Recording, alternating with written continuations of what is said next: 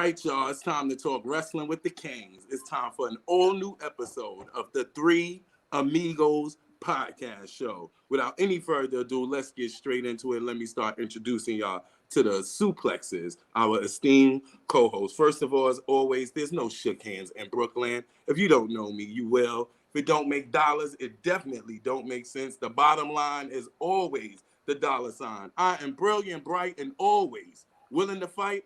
I am Brandon Thor. Yes, indeedy. And second, hailing originally from the livest borough, Brooklyn, Flatbush, that is. He was once all in. He still might be double or nothing.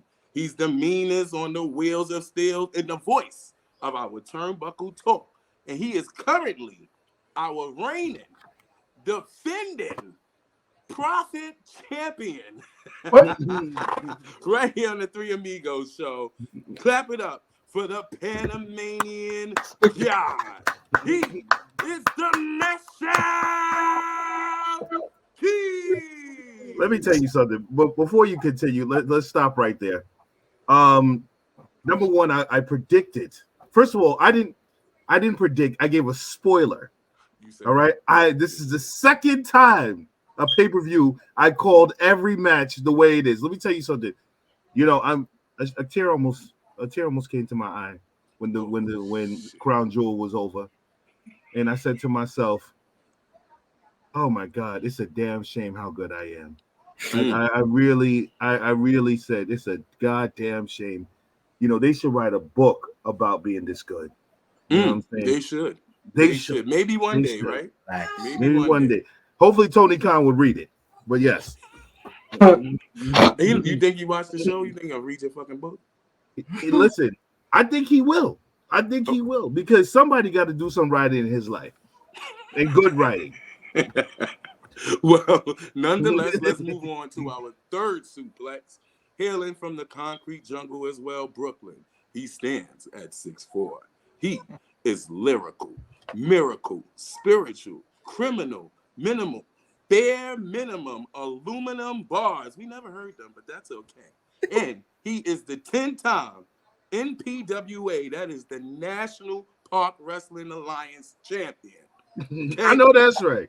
He is Sour Diesel Big Daddy Cool. I had to give you the Tony Chimmel. I thought that was the Byron Saxton. Hell fucking no. We'll talk about that on if we get to what's up with that. It's hell fucking no. Byron sucked as a ring announcer. WWE. Yo, he was trying his hardest. He didn't even remember the women's title fucking match. Conspicuous by his absence, he is still on a plane from Riyadh, Saudi Arabia. It's Masquerade Cam. He will be here next week with his disputed list. But nonetheless, we do have a guest that's on the line, and he's our special guest today, all right? He's Boujii. He's for the people, all right? Like I was saying before I was rudely interrupted, he's an athlete on PWI 500. The year 2022, he was number 485. In 2023, he was number 368. But to me, more importantly, he made the BRP list at number 50 this year. I did. All right. Again, he's a member of the Boujii Fight Club. Which, like I said, he's for the people. He's the self-proclaimed king of New York. We all are kings, but he's the self-proclaimed king of New York. He's cut from a different Kente. Ladies and gentlemen, and everybody in between, give it up for Mr. J. Boujii. That was smooth. That was smooth. I like that. That was smooth. You like that intro, right? Listen, J. Boujii, you know, it's a shame that only me and you could know what greatness is. You know what I mean? And that's really, I'm.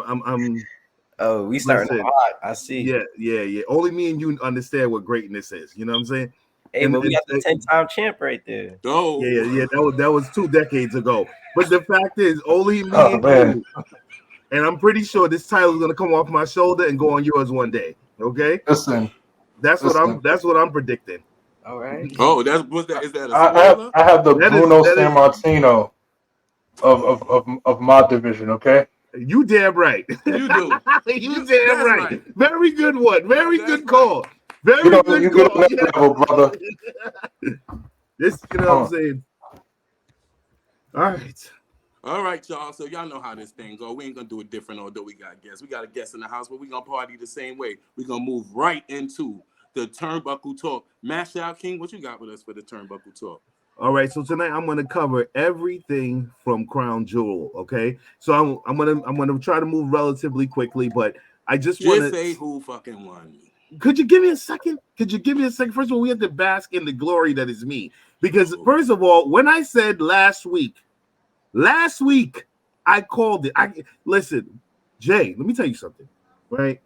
Understand something. It takes, like, we got to give a class on being this damn good. You understand what I'm saying here? We got to be able to listen. Shut his mic I'm just speaking facts. All right. Okay. I don't speak opinions. I'm only speaking facts. Now, all right. So the first match on the card was Seth Rollins versus Drew McIntyre. Somebody said, "Now you Keith Lee." Yes, absolutely, but not the wrestler, the food critic. All right. So the first on the match is Seth Rollins versus Drew McIntyre. I thought so too. We said that in the group chat. All right. So the winner of the match was Seth Rollins. I think this was a cool match. What y'all think, fellas? Seth's outfit was dope as always. Seth came out. His shit was fire. I'm starting to see a little bit of the wear and tear on Seth. But they put on a definitely. I even put in the group. I was like, "Yo, Drew is wrestling tonight, huh?" That's a fact. That's a fact. So that's what I definitely thought of the match. Match was good. I mean, I picked Seth Rollins to win. Not until Drew gets rid of that stupid ass fucking sword. Am I gonna be into anything he does and maybe go full on heel? I don't need him to go to the Judgment Day, but if he does, it's okay. Other than that, decent match. If I had to rate it, I'd give it a 7. Okay. Yeah, it was a decent match, but I'm waiting for Drew to go heel. This is like a long term booking. He's gonna go heel, and when he go full blown heel, it's gonna get crazy. You think he's gonna do it at War Games? Yeah, of course. Listen, Jay, what you thought of it? Did you see Crown Jewel? Nah, so I only caught pretty much Roman's match. I was the match that mattered. I caught Roman's match.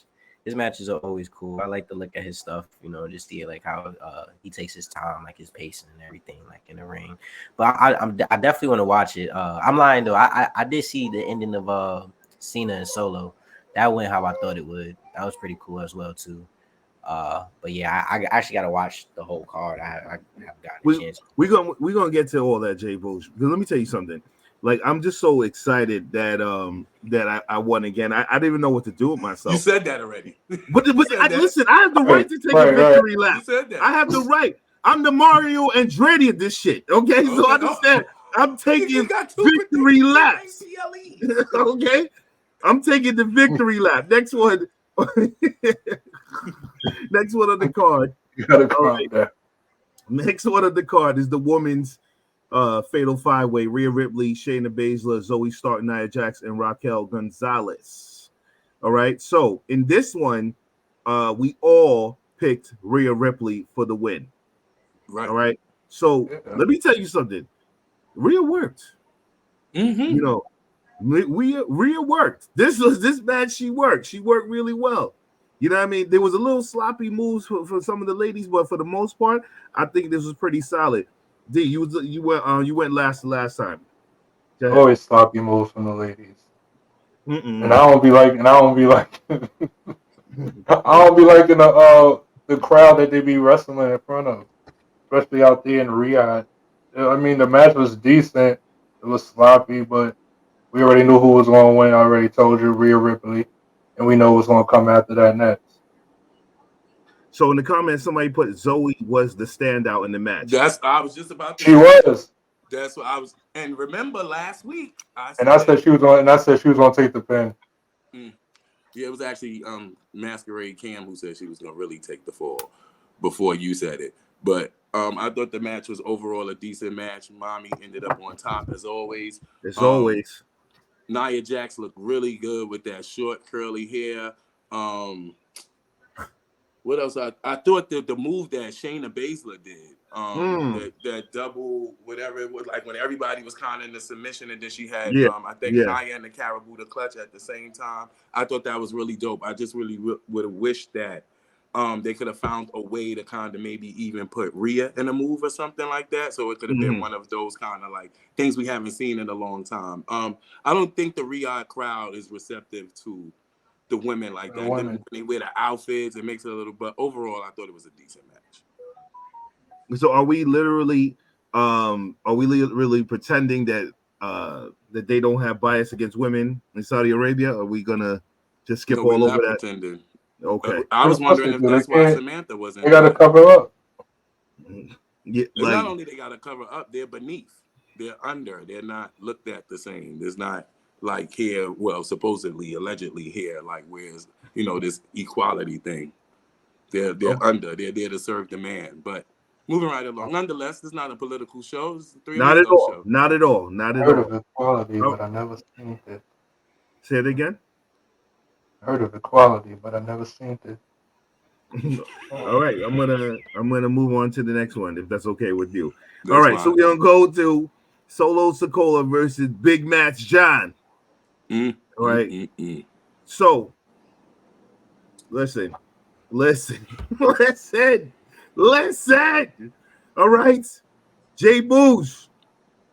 Boujii, boo my yay. Listen to what I'm about to say right here, brother. Yeah. You said earlier when you called this match, you said I knew how it was gonna go. You want to know a little secret? You want to know? I'm gonna tell you a little secret. Yeah, put me on. It was only just me and you, baby. Okay, nobody else in the group. Even they predicted John Cena was gonna take the win, and I said there was no reason for John Cena to actually win this match. That's what I said. There's gonna be zero reason for John Cena to win the match. Let me tell you something. Listen, it was a sad moment seeing John Cena walk out. It was. It was a very sad moment because yes, it was.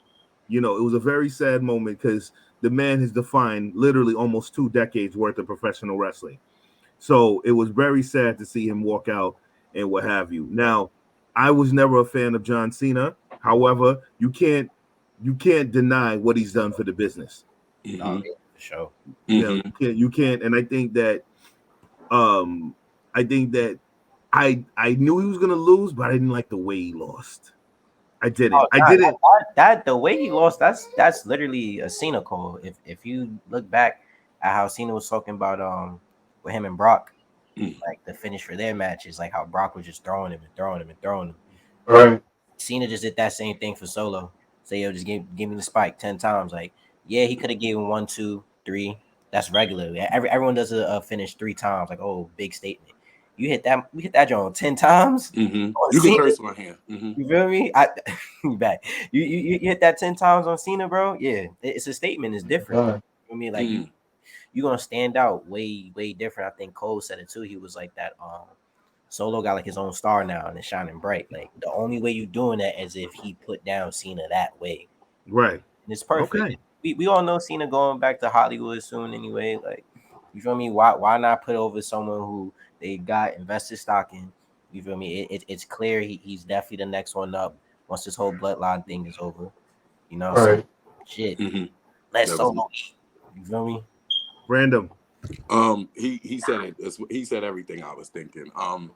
First of all, the only reason why I picked John Cena is because I thought that this was one of his last times that he was going to be in Riyadh, Saudi Arabia. He didn't go every time that they go to Saudi Arabia. However, I just thought that they needed the big pyro moment, like I said on last week's show, and that would be the pyro moment. I didn't know it would be Logan Paul winning the United. I mean, I knew he was going to win the belt, but I didn't know that would be the pyro moment. However, it was good to see John walk away. Shouts out to him. Never been a John Cena fan as well, but you got to respect what he's done for this business, as y'all have said. And Solo Sikoa, I've been saying it. Spoiler alert, mash out. I've been saying it since Solo Sikoa been called up, is that he is going to be that nigga. Okay. That's Samoa. P, what's up? That nigga. It was sad to see John Cena lose. I felt like that was like the end of an era. That's like how when Undertaker lost and you seen him slowly walking up that ramp. That's what that gave me. It's like, damn. I was like, just like y'all, I wasn't a fan of Cena. I was a fan to not like Cena. It was cool to like hate him because like, god damn, you always winning. So, but I right there in that moment, I didn't think I wanted to see him lose. And plus, it was like what he didn't win since 2018. So I felt like, like it was like 2018. They throwing that out there, so maybe he might win. And it was just right there. It was a shocker to see him lose. So, but Solo, he needed that win. But I wish it would have came like somewhere else though, not right there in Crown Jewel. And also, when you saw John's back when he was walking up that ramp, that's an old man back.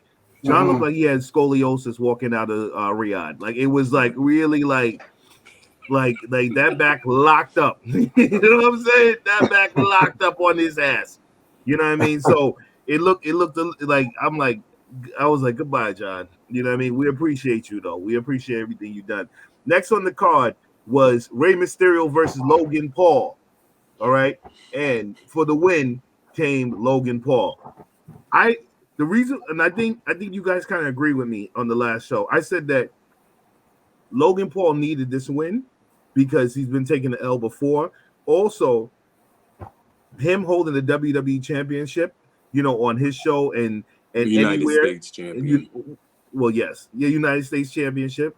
On anywhere, it brings eyes to the product because he is a YouTube sensation, so you can't really take away from that. All right, Brandon, thoughts? Well, from the moment after his boxing match when he called out Rey Mysterio, if you can remember on this show, I was the first one to say, "Oh, Logan Paul is going to be the United States champion," for that same exact reason that you were talking about, to bring more eyes and prestige. Freakishly enough, we living in a new day and era, right? We living in the era of social media stars. A lot of people are not just going to the Performance Center anymore, although he spent time there. He has really picked up on this craft, on this professional wrestling thing really, really quickly, almost as quickly as I think a Bianca Belair has. I just wanted to say it like Wade Barrett. I want to know why you can't pronounce the name right. But anyhow, that shit too. So I think him winning in his meteoric ride, he lost, but him winning at Crown Jewel was definitely, I saw it coming, and I'm not a Logan Paul fan, but I'm a fan of his wrestling. Does that make sense? That makes perfect sense. Yeah. Jay, what is your thoughts on Logan Paul? Oh, he's in the Hall of Fame already. Celebrity wing, like off rip. Him and Bad Bunny already have a Hall of Fame career already. Like all for the best outside performers that's ever came in WWE, like they actually picked it up. And you feel me? Like we wrestlers, we be sending our own little chats and all that. You feel me? We watch shows, we talk about it, and we all say how him and Bunny Dead are the best ones to have come in probably ever. You feel me? That really got in the ring. You could tell they really like this. Some people tried to discredit Logan, oh yeah, well he got to practice a match for 3-6 months. It's well, there's folks that do that shit out here on the regular and they still fuck up and you feel me? Right. Who that be? Who that? What y'all be saying in the group chat? Let me see. And it's too many to even start naming. Okay, that's good. Okay, maybe you can try a disputed list one day. That'd be nice. But now I definitely think they hands down they both are definitely going to the Hall of Fame. Yo, stop biting my computer. Move. But yeah, I like it. I like what Logan's doing. I don't like him. I never really liked him or his brother, but I like him in WWE. You feel me? Honestly, I was hoping he won Money in the Bank because I want to see people go crazy. I wanted him to walk around with the Money in the Bank briefcase. You feel me? Flaunt that, go everywhere on his show, do all type of shit. Go to the boxing matches he got with him and his brother. You feel me? With the Money in the Bank and shit in there. You feel me? It's all marketing and exposure. Mm-hmm. Now it's a different time now. But him as United States champion is definitely cool. He did say that he might be appearing a bit more. I think that'd be cool. But I kind of like him coming in and out. Mm-hmm. Get the job done. You feel me? Protect them. You feel me? And that's it. I think it's dope. I'm waiting for Bad Bunny to come back. Can't wait. They might fight each other. Yo, I think they will. said that. I was like, it, bro. It's so crazy because like they're both that good. If the way Logan Paul's going right now, bro, if he keeps coming, he'll be the one to be like, what we say, like the vet in a match. You feel me? A ringleader in the match where he's like, hey, like, boom, boom, we get here about the same time. Bad Bunny pick up too. You feel me? He's in there. He's working. I think we're gonna see Bad Bunny pretty soon because the new release of the WWE game has his his player mode in there. So I think that with that being said, he's gonna be and he just probably dropped back soon. album too. He about to go right. so shit, he might fuck around and be at WrestleMania. You never know. D, what's up? How'd you feel about the match? I'm not a fan of Logan Paul, but his in-ring work, as far as like being a wrestler, I'm a fan of that. He's not like any other celebrity that came into the WWE, right? As you can see, he really does take it serious. I mean, he's been in the ring with the likes of Roman Reigns, Seth Rollins, Ricochet, The Miz, Rey Mysterio again, and last night, at Crown Jewel, he put on a good show. Even somewhere in that part of the match, Rey Mysterio was going for some particular move where he could have almost ended his own career, and Logan Paul saved him. Point taken. Mm-hmm. Point taken. Mm-hmm. Yes. So that shows you how serious he takes it. You know what I mean? Because he could have just let him hurt himself. So he really cared for the wrestler that he was working with, and that shows a lot. It says a lot, and Absolutely. He definitely is in the future a Hall of Famer. Absolutely. Yeah, unlike that Ridge Holland. Go ahead. Next on the card, all right, is Bianca Belair versus Io Sky. Now, D, me and you was the lone wolves in this one. Okay, me and you was the lone wolves in this one. Me and you were the only people that called, Io for the win. Now, it was a crazy match because when seeing Kairi Sane come out, Bayley is a trooper. She took those beatings like nobody business. I will say that. And Bianca definitely still came out looking strong in the match, even though she took the L. So, D, you was the last one. Go ahead, take it. Oh, well, I ain't really see the match. I saw the ending. I woke up and I saw the ending. I was watching bits and pieces of it. Io Sky is a tremendous worker. I'm a fan of her work. Bianca, it was good to see her come back, and I like how she was putting Io over, especially when Io was working her leg. It was one spot when she dropped shit out of her leg. I was like, damn, I think Bianca's leg is fucked up for real, but she really sold that. And I woke up to see Kairi Sane back in the ring.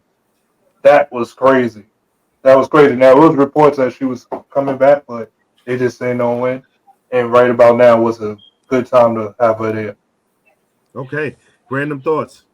I thought I was underwhelmed by the match because I felt like even when I think these two clashed in NXT one time, right before Bianca went up, they really put on a good match at a time where everybody was really more focused on the Ronda Rouseys, Becky Lynch, Charlotte Flair, Sasha Banks at the time. I think down at NXT, Io Sky and Bianca Belair was putting in that work.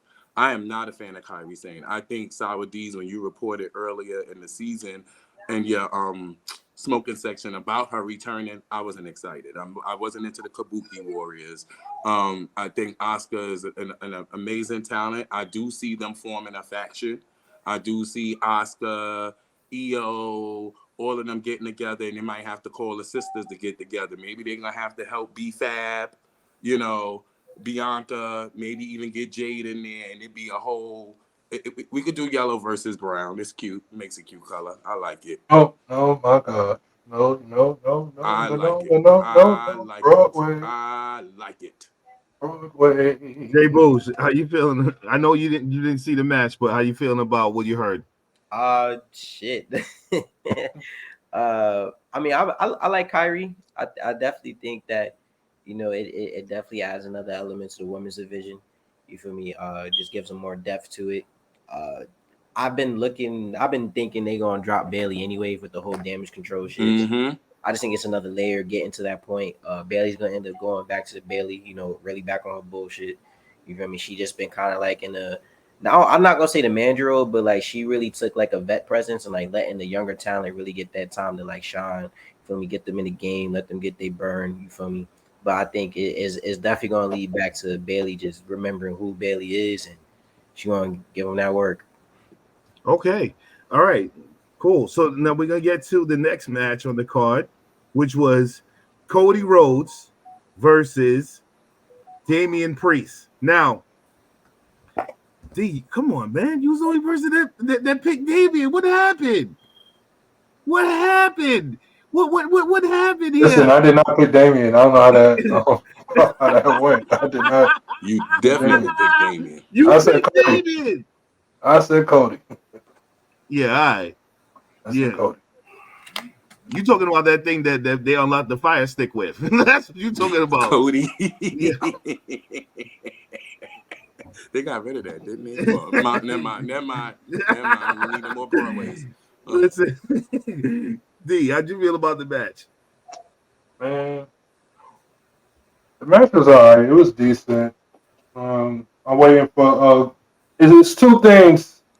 The match was decent, but it's two things, and I'm waiting for those two particular people that was in the match. I'm waiting for Damian Priest to cash in his briefcase. I want to see who he's going to cash in on, and I'm waiting for Cody Rhodes to finish his damn story.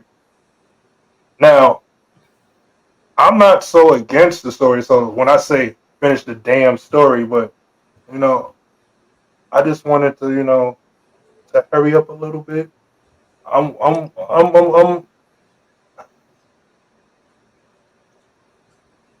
along for the ride. I'll tell you that. But it needs to. The match is okay, and I hated his fucking hair. The fuck is wrong with this guy? Random. The way people choose to express themselves artistically and physically is totally up to them. I ain't got nothing wrong with that. I don't know where he was going with the Moesha braids, but hey, it is Exactly. what it is. That's what this match to me I watched on mute. I'm a huge fan of Cody Rhodes. Once he came out and did the pyro, I kind of put it on mute and started making some potato salad. So that's where I was at with the match. Overall, every time I looked over my shoulder, it looked like they were doing a good match. To me, this match was a filler. This could have main evented Raw, if you ask me. I don't know what layer of the storyline that this has anything to do with. So shouts out to Cody for going over as he should have, as he is now on that journey. I'm telling you, the final two in the Royal Rumble is going to be Cody Rhodes and LA Knight. I feel it. I believe so. I believe so. They just needed that Saudi Arabia check. Jay, that Saudi check. Jay, what do you think? It's kind of funny what he said about like with the Cody shit, where he's like, he just want to hurry up and finish the damn story. I feel like people had an expectation of the story was gonna get finished at WrestleMania when that was never said. So it's kind of like I feel like people are burning themselves out because he just said finish the story. Stories are long as hell, bro. You feel me? Books, many chapters. Like it ain't gonna go from point A to point B. You feel me? Or point A to point Z, whatever. It's gonna go everywhere with it. And I think that's the beauty of right now with Cody doing the story because his whole story really started from when he left. You feel me? Did his whole thing on the Indies. You feel me? Like he was running in places like even I'm at now, which is crazy to say. AEW, what he did over there to come back, went against Seth, did that whole thing with the pack and all that shit too, bro. But yeah, I personally, I think the story isn't necessarily him beating Roman. I don't see him beating Roman either, even though I know I'm jumping ahead in the bigs. I think his match is up next. But yeah, I don't see him beating Roman. I think Cody is just doing this thing right now. You feel me? But he's like a real baby face, like a real baby face. There hasn't been a real baby face in a very, very long time. You feel me? So it's like you gotta just enjoy the ride, bro. Like we want that instant gratification. Like look at what this man is doing and just ride out. And then I have a theory too. Hit us with it. Damian Priest. I think that the briefcase, right? Finn gave him that new briefcase, right? I think there's no contract in that briefcase. I think Finn has the old one with the contract in it. So the day Priest tries to cash in, they open the shit up, ain't nothing in there, and Finn fuck around and got it. Wow. That's crazy. Okay. You wrote that better than anybody in the back. I ain't even think of that. Even though I thought it was Rhea Ripley who presented it to. It's what? Well, it might have been Rhea, I think, but whichever one of them, you feel me? If it is Finn, I think Finn the one, you feel me? He like, yeah, I got something for you. Boom, give him that. The real thing is in the back with the contract. You feel me? That would be and dope. Damien cashed in the fake shit. He puts in that work. You feel me? Then Finn comes out with the real jaw. It'll be the one time they're cashing in, the briefcase fucking drops, opens up, nothing's in there. Mind you, we've never actually physically seen a contract ever from the Money in the Bank. They just hand it. You feel me? So it'd be the one time. Oh, yo, this not in there. Didn't somebody drop it one time and it was like you feel me? So want to happen one time. And maybe it did, but at least I don't remember. Maybe it happened with like Sandow or some shit like that. I like your theory. No, that's actually a perfect way to script that. You know what I mean? You know, so that may be a thing. We've been known to predict things that actually ends up happening. Listen, just like on some crazy shit, just on some wild shit. You feel me? If they just did that, because I'm a Finn Balor fan. Finn and Seth were like the main two that really got me into wrestling. I was like, all right, I could really do this. So like a lot of my stuff that like I do and / have done is from him. So I would not be mad if Finn did that. Give him another proper world title run. I was there the night that he beat Seth. And I was there the next night when he had to relinquish it, and he got done so dirty after that. Right. Dirty, bro. But that's just my little theory there. All right, so that brings us to the main event of the evening, which was Roman Reigns versus. Go ahead, D. You say it best. LA Knight. Yeah. Okay. So now listen. You know, this was just too cliche. I mean, this to me, this was boring. I ain't gonna hold you. This was boring. To me, this match was boring because I was like, it's been done so many times that I thought in my head, like, okay, we know he's gonna win. They know we're gonna cheat. We got to figure out a different formula. We got to figure out something different, you know, in this realm, right? Because at one point I just said, you know what, let me just, you know, continue watching football because there was nothing else. We knew exactly how this game was going to be played. Random thoughts. I thought this match was very actually entertaining. I don't know what match you were watching. Maybe you were watching football. That's why you were bored. But I was watching this match and I was very entertained, actually getting to see LA Knight work. Because as we all know, I'm not sold on LA Knight like everybody else is. I think there's a lot of bits and pieces of this and that. And what people respect more is his personality. And that's what people like. And that's okay because in the history of professional wrestling, we have not always been fans of, you know, people's wrestling, so to speak. We like their personality, Becky Lynch. You know what I'm saying? So I can get why people are behind LA Knight. However, I thought this match was really good. Where I will agree with you, Mash Out King, is I would love to start to see Roman finish in a different way without like necessarily some help from the bloodline. Like, I don't care if he used the bell, like what he used the bell, use a chair, use the rope to do the guillotine, like do something else to make him that more evil and that more vile. And that was it. I enjoyed the match. It had a great finish. I love when they hit the 1, 2, 3 and Roman music hits instantly. It's a beautiful thing. It's the tribal chief. You know how I feel about that. Jay, hit us with it. I like the match. I think it was cool that LA Knight got to like really go in there. I think he stepped up. He did his thing. Like, he's definitely a main event player.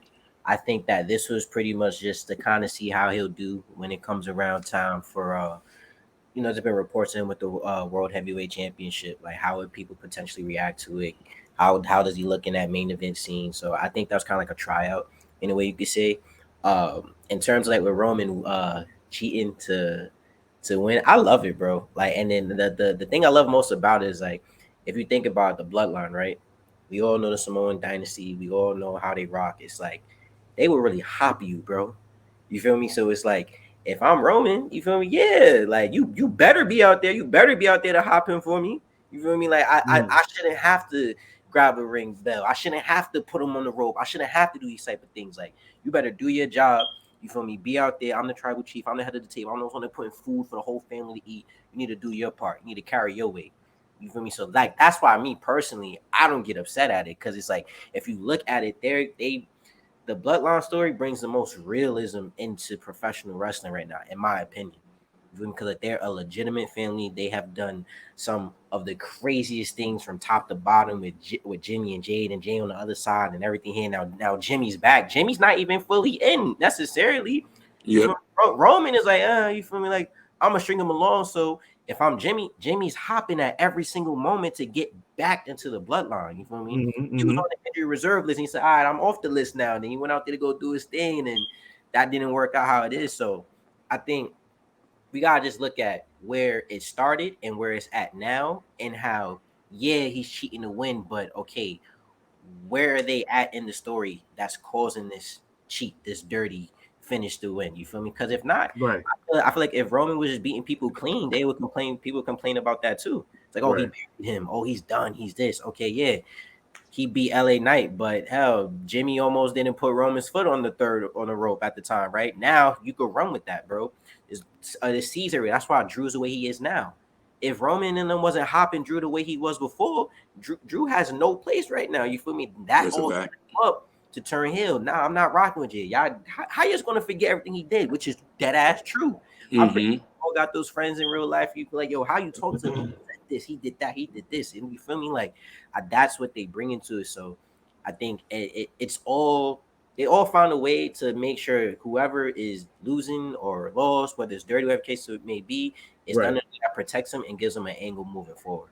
That's what's up. No. That's a great opinion. D, what's up? You give some great takes. God damn. I agree with Boujii. I feel like this match. It was a good match. It was a decent.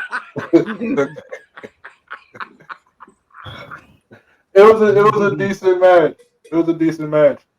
It definitely was to see. It was a test run for LA Knight to see if he can go with the big dogs, and I feel like Roman put him over, and Roman did what he can do to showcase that for LA Knight. LA Knight so that he can go the distance, and he really worked his ass off to show that. Roman did what Roman does.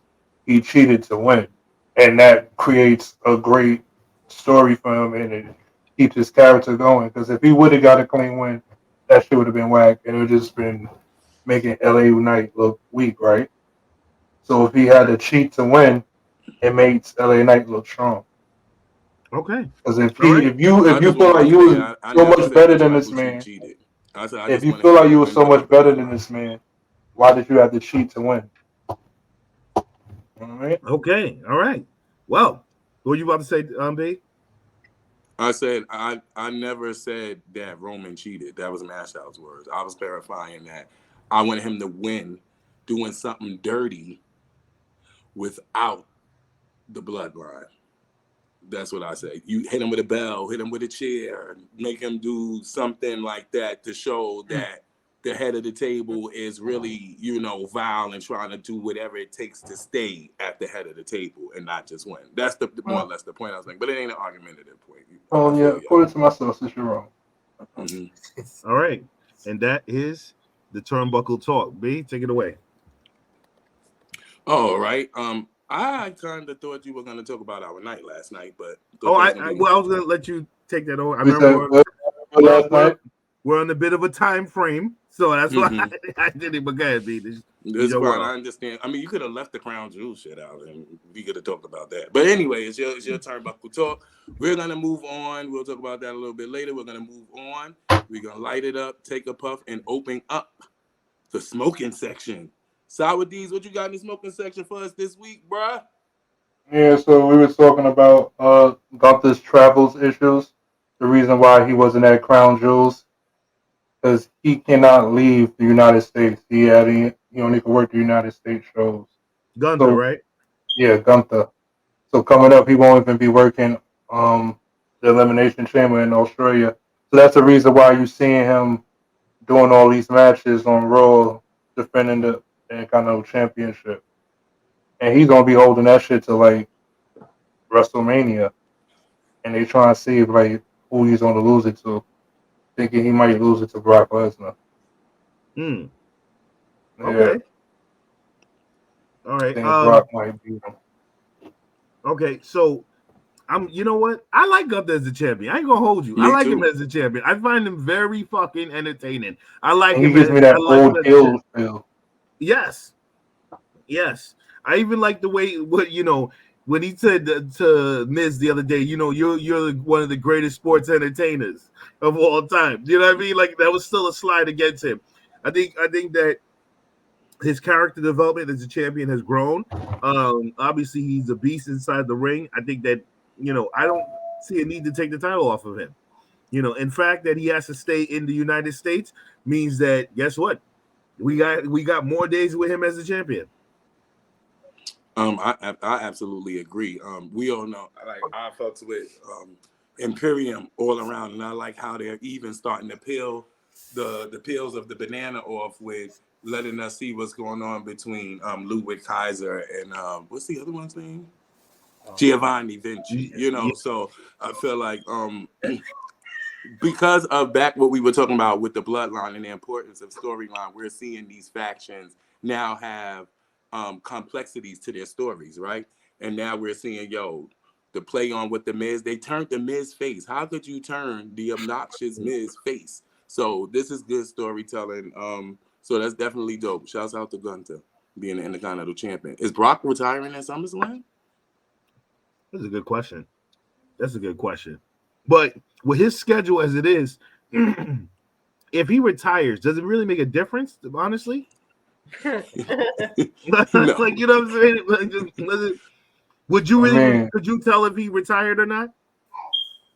I mean, like, if people won't be scared like officially retires, then you're gonna, now there's that element of like, hey, maybe Brock is gonna come out. It's gone. I think exactly. That's what I'm talking about. You at the Royal Rumble, you won't feel like that. Like, shit, I'm safe because I know this man retired. Yeah, like I'll be seeing him at number 30. I look forward to if it's the Rumble number 13. All right, shit, where Brock about to come out? You feel me? Like just like moments like that. You feel me? I think that's the beauty of Brock Lesnar, and Brock Lesnar is the reason why we got the Tribal Chief now too. He was whooping Roman ass for mad long, bro. You feel me? But just like that slot, like in the card and on the roster and shit, like that's beautiful, bro. Because it just adds to it. It just adds to the overall product. Yeah, dude. What you got next in the smoking section? Bron Breaker being called up to the main roster. Let me tell you something. It's your turn. It's your turn. I'm sorry. You sure it's my turn? No, I mean, listen. When he first started before, I mean, he was trash. And the only reason why he was trash because they was forcing them down our throats, like on some Cena shit. Now that they repackaged them and they did the NXT all over, it's the white and gold. It ain't that colorful shit no more. That 2.0 shit. And he's a heel now. His heel work is actually better than his face work because his heel shit is more believable. Okay. Fair enough. That opinion. Fair enough. However, I still feel like that colorful shit he had in 2.0 and them feet like shoving him down our throat. We're about to get that again when he comes to the main roster, which is why I shook my head. The fuck no. They're gonna give us Bron Breaker forever and ever, and I'm just not a fan of it. We talked about Ryback last week. What's the difference? I'm trying to figure it out. Someone help me. I don't know. The difference is Bron Breaker's theme is going to change to when the sun crashes down, it hurts inside. You know what they said? They said Bron Breaker and Carmelo Hayes is The Rock versus Stone Cold. Hell no. Who's They they? Who the said fuck that. is they? You said they said it. Who the fuck is They they? said I it. wanna The know. people are Who's saying they? it. I need receipts. Listen, We don't believe you. You need more Listen. people. People. Okay. listen. We need more. We need receipts. Listen, just hear me out. As everyone is getting older, and they're starting to, you're losing to John Cena's soon. Randy Orton gonna come back. We're gonna be losing him soon. We're gonna be losing. Look, Roman about to go on another break again. Steph is like fake injured. He's about to go to Hollywood with all his fashion sense. We about to lose him. So people coming up like Carmelo Hayes and Bron Breaker, they are the next ones. They are the Rocks and the Stone Colds, the Randy Ortons and the John Cenas. You wild for the night. You wild for the night. Listen, You okay, wild for the you night. tell me. Jay, what's up, man? Tell Talk me. to us. Man. Is Bron Breaker and Carmelo Hayes the new Rock and Stone Cold? It's funny you say this because I was talking with my girl last night how like I think a lot of people aren't like household names like that anymore. So it's like when we say like Stone Cold, The Rock, Hulk Hogan, Macho Man, like all those older people and stuff like that, bro. It's like I don't think we're ever really gonna hit that again, just because like you don't have to not to say you don't have to have that same effect that you had to before, but now with how social media is and just how like the internet is, you don't necessarily have to be a household name, bro. Like you can just be, you can have 20K, you feel me, 1 million followers, that type of stuff. Like that's the shit people going for now, you feel me? But I don't see them being that. I hope they just be themselves. That'd be the best thing they can possibly do, grow into how whatever they're meant to be. Like Melo, he's doing his thing right now. You feel me? Like I honestly don't really watch NXT that much, but from the episode from when they did the whole big ass stat card and when Dragunov, when I see like that match with Dragunov was crazy. Like that's when I kind of like started watching a bit more. But I think the best thing they can do is just beat them. Like we shouldn't put them in the box of like that's the next Hogan, that's the next Austin, this and that, bro. Like, they're the first. Yeah, you feel me, bro? Once we do that, the moment they fuck up something, it's done. People Can I pose a question to you again? Can I pose a question? So in terms of notoriety, right? What do you think is a thing that makes a wrestler that big, right? In terms of getting to the next level? It's so subjective now, and it's so different than what it was before. Like, so all right, so it's kind of within the same lanes, but like you'll go on the internet, right, and you'll see people always talking about how many tickets are sold, posting pictures of the venues and shit like that. It's like honestly, that's none of our business. You feel me? A lot of people posting these pictures, bro. You don't own no type of business. You don't do anything. You work a regular job, bro. You go in there and get another man richer than what you are, bro. You feel what I'm saying? So it's like, why are we focusing on that? Like, we need to focus on the in-ring work, the character work, all that type of stuff there. So I think in terms of like notary, bro, and like getting up there, you gotta just block all that noise out and just be you. You feel me? Like, look at Roman Reigns, bro. Like the moment he came into the whole pandemic happened, he came back. He said, "Yo, we are not doing this big dog shit no more. We not doing this no more. We doing this right here." And if you look at any of like the WWE documentaries, like the Usos, they always say like, "Nah, like how he is right now, that's how he is in real life." You feel me? And like that's when things always are received better, and that's when things like, "Oh shit, like I want to watch this now," because you're really being you. Like look at Seth Rollins, right? He wasn't always in the fashion, but when he started saying drip, he's like, all right, let me tap into this. Let me see what's up. Let me see what's going on. Move. Let me see what's going on. So then he went and got one of the craziest stylists out here, bro. His fits are wild, bro. I follow the dude. You feel me? Like me too. Bro. Yo, what's Seth wearing tonight? You feel me? But Seth gear was always fire. Always fire. So you feel me? It's little things like that where it's like, how are you gonna stand out? You feel me? So like Roman's being dead ass Joe. You feel me? Being who he is in real life, as they say in these documentaries. Seth, he's going full blown into fashion. You know what I'm saying? Like Becky Lynch, she was really like, yo, like nah, like I'm the man. You feel me? Like that's her body right now. You feel me? That's me being so basically when the person and the character meet, right? You have to, bro, because then at that, like you said, like y'all hated John Cena. I love Cena personally, you feel me? But y'all hated John Cena. You hate Breaker because he's being shoved down your throats. You said Breaker, you like him now because he's being healed. Maybe this is how he is in real life. Maybe he's being a bit more himself during his heel work. You feel me? It's a lot more comfortable whenever we see these performers, whether it can literally be in basketball, it could be in acting, it could be in professional wrestling, whatever it is. When you see someone that's in their comfort zone and where they can actually be themselves, it's way better than anything else they've done before. So I think that's like the big part of it. That's what's up. Me? I answered already, but I'm just gonna say I think the answer to your question, because you asked Jay that, I think it's impact, right? I think we look at Halloween just passed, right? We see people dressed as Bianca Belair. You see people dressed as Cody Rhodes. You see people dressed as Seth Rollins. So I think that type of impact is what nowadays is what creates household names or internet names, so to speak. And I would have to agree with you. When character and real person meets, you have that. Certain people can do that. And just for me, I could care less if it happens. Like, I think Bron Breaker is one of them people, right? Christian is another one, right? I'm just like, oh, okay, he's doing his best work ever in his career. Wow, it's amazing. I'm still not interested. He's not getting my money for me to put my butt in the seat, right? So I just think it's a culmination of different things. You guys, how are these? Shit, Big Papa Pump coming out because we talking about Bron Breaker? What the fuck going on? My bad, sorry.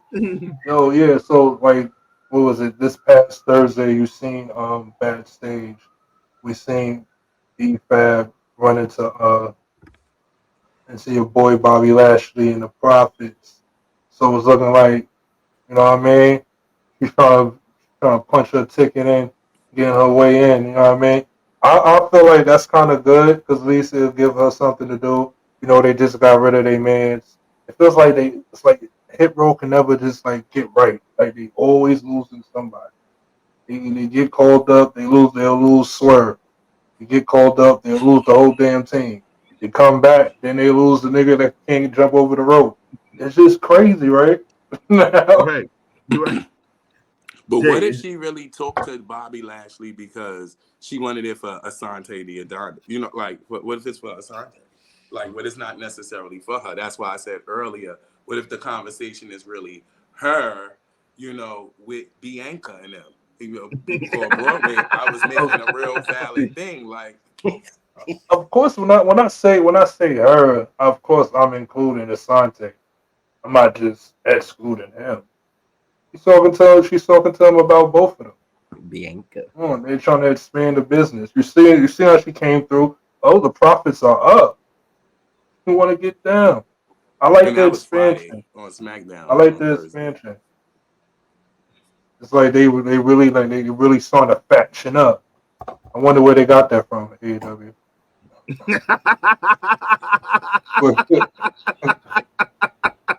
Yes. It's faction season.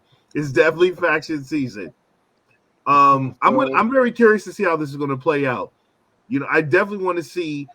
First of all, I want to see Bobby Lashley and the whole crew have a monster Black people faction. You know what I mean? I'm definitely looking for that. I'm looking for that. They don't even got a name yet. I'm looking for that.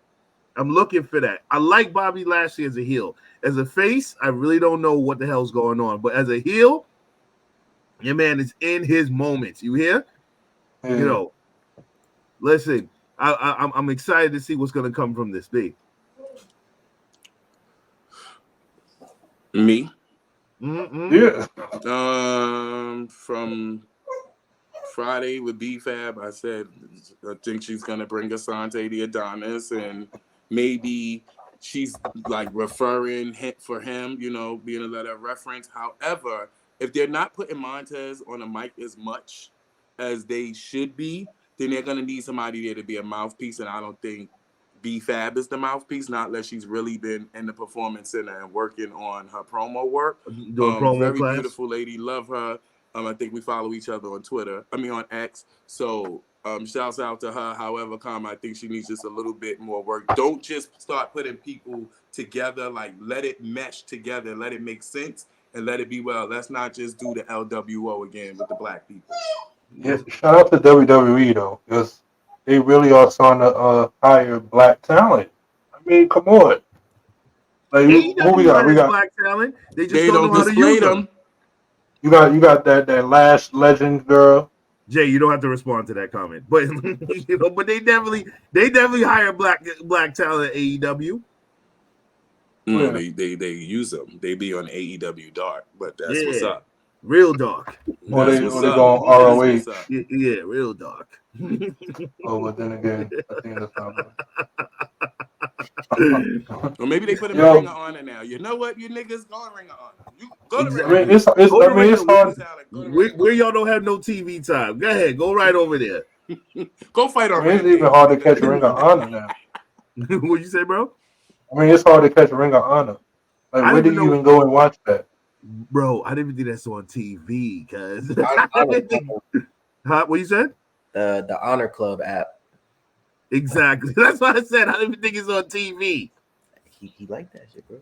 You know, we gotta get the Honor Club. We gotta get the Honor Club. What is it called? The Honor Club?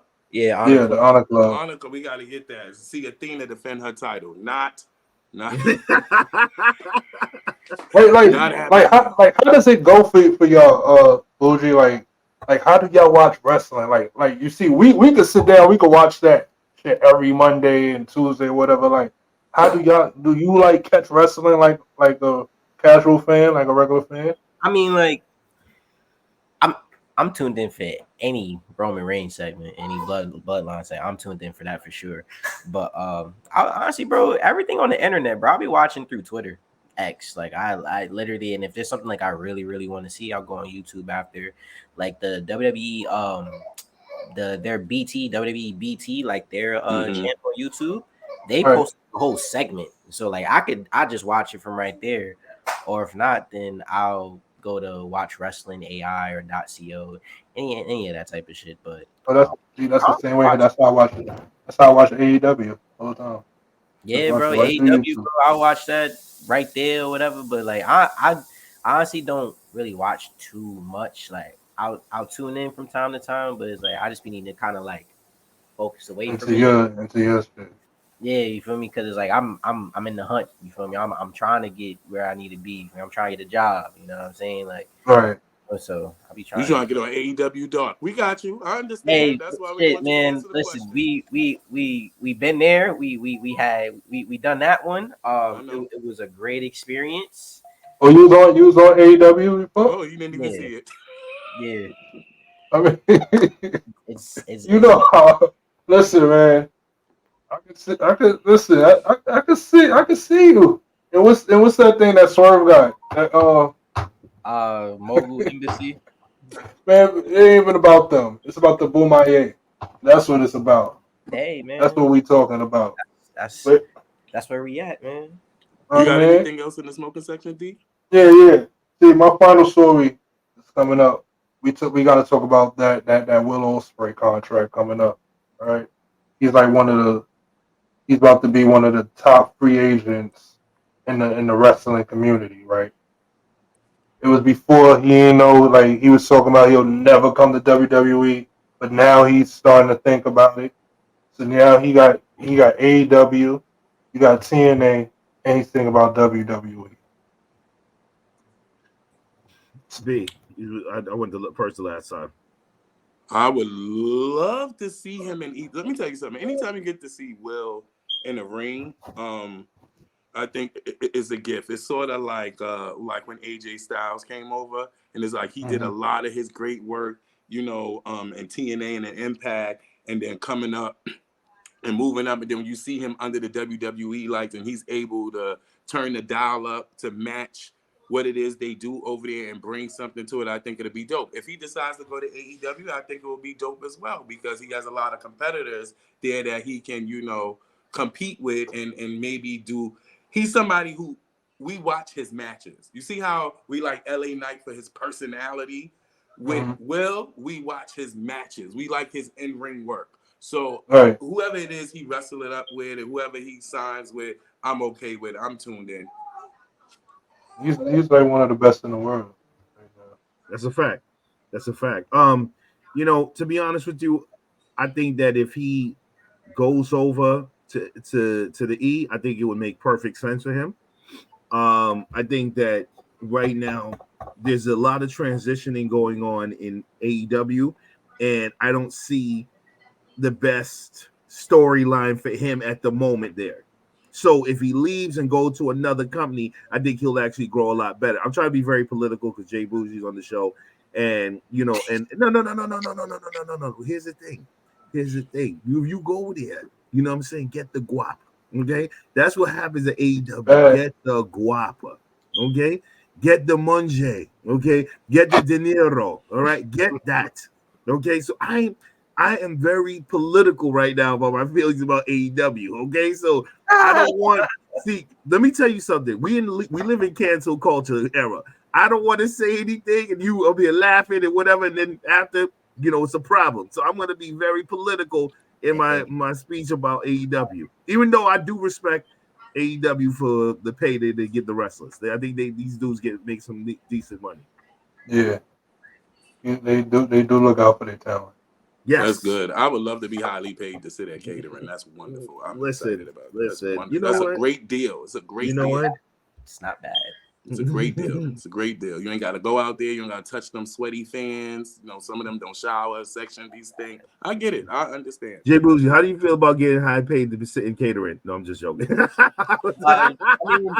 I've done it a couple of times there. I've been there. I've been there 3 times. I was on screen once, and then the other 2 times I was there, I didn't get an on screen role.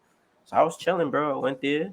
The food good. I seen a lot of my boys. Like, of course, everybody make the y'all. It's okay for y'all to make the joke about catering, but when talent makes that joke, it's stupid because you could just go back there and network. Just off of me being there, bro. I chopped up with Kenny Omega, bro. You feel me? We had a great conversation. He gave me feedback on my work. He gave me feedback on what to do to help elevate myself and make myself look like an actual star and shit like that, bro. Yeah, I could go on there. Have an 8-minute, not 8-minute. Who am I kidding? A 3-minute match on Dark or whatever the case may be, bro.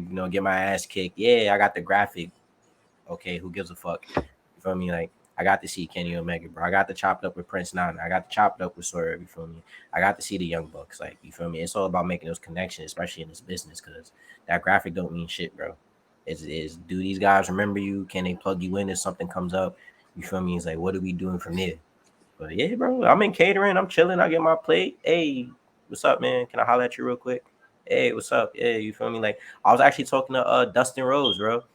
Yo, we were just sitting there chilling, having a whole conversation. You feel me? Great conversation. You feel me? I got because he was in catering too, right? What? No, he had a match that night.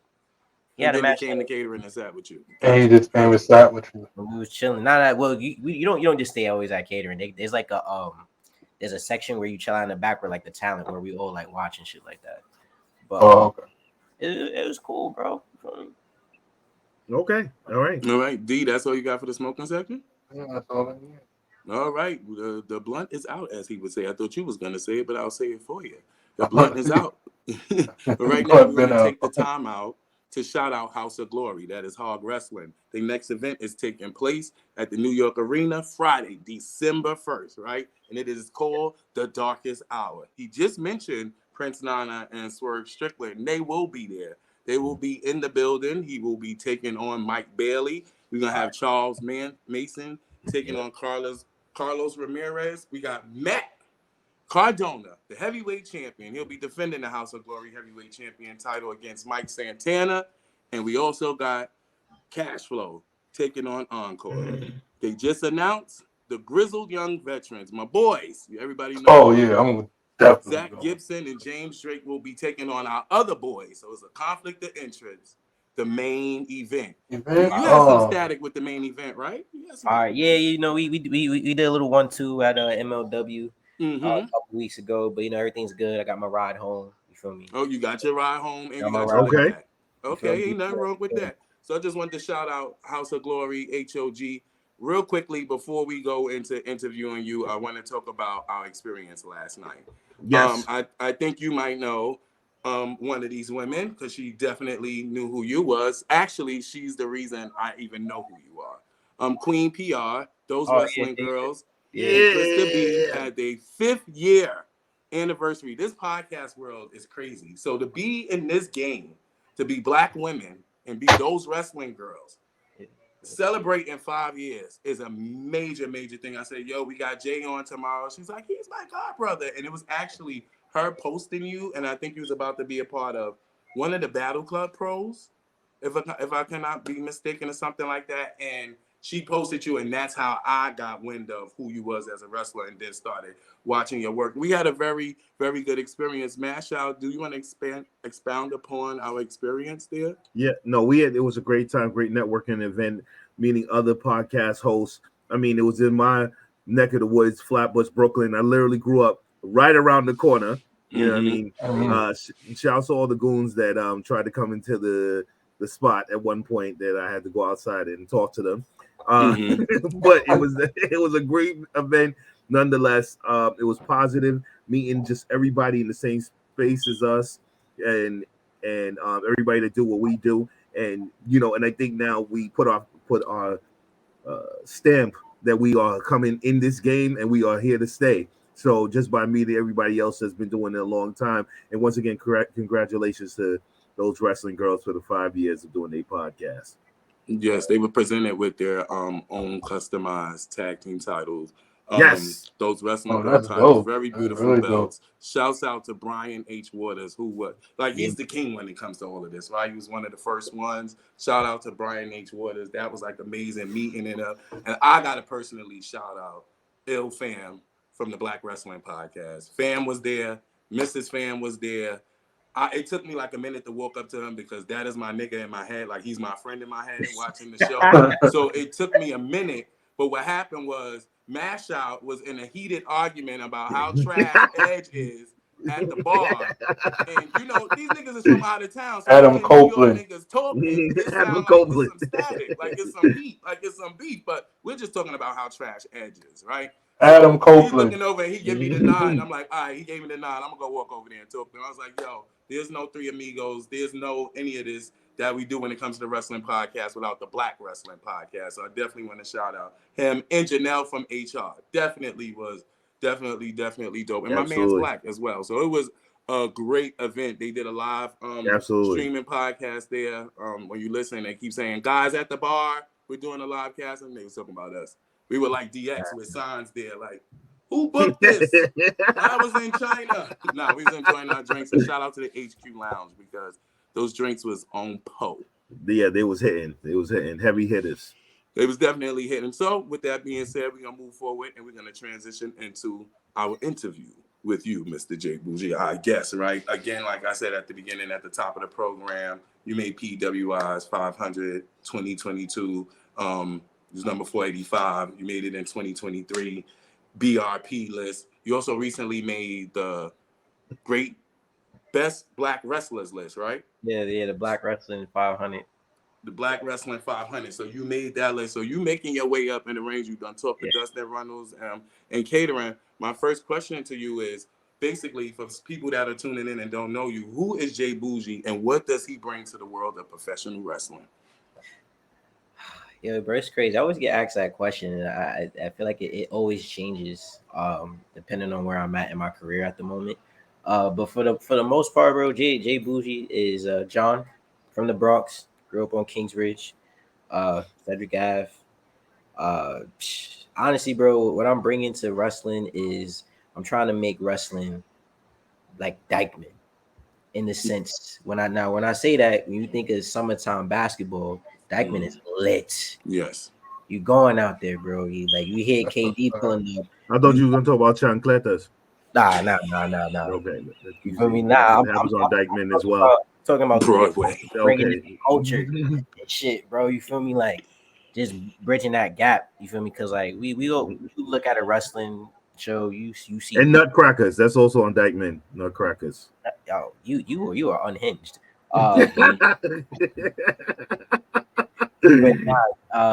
To to get back to what I was saying, pretty much, you know, I'm just trying to like build that bridge back. You feel me? Like I want kids who look exactly like me, sound like me, that can be able in this space and be in this world and can actually perform the best of their ability. Like it's cool to like wrestling now. It wasn't cool before. Like people would say what they thought about it. You know, they said it was fake. So there was a bunch of other things, you know, that we don't say anymore. But I just want to make people comfortable. I want to be the foundation where there's guys or, you know, other young children who want to do this, like, yo, Boujii's doing this, I could do it. Because even before we got on here, bro, I was like, so you put on for the Bronx. Like, there ain't a lot of people from the Bronx doing any of this, bro. That's very Also true. from the sense where it's like, I want people to know that you don't got to pick up a gun. You feel me? You don't got to sell drugs. You don't got to get another bullshit. You feel me?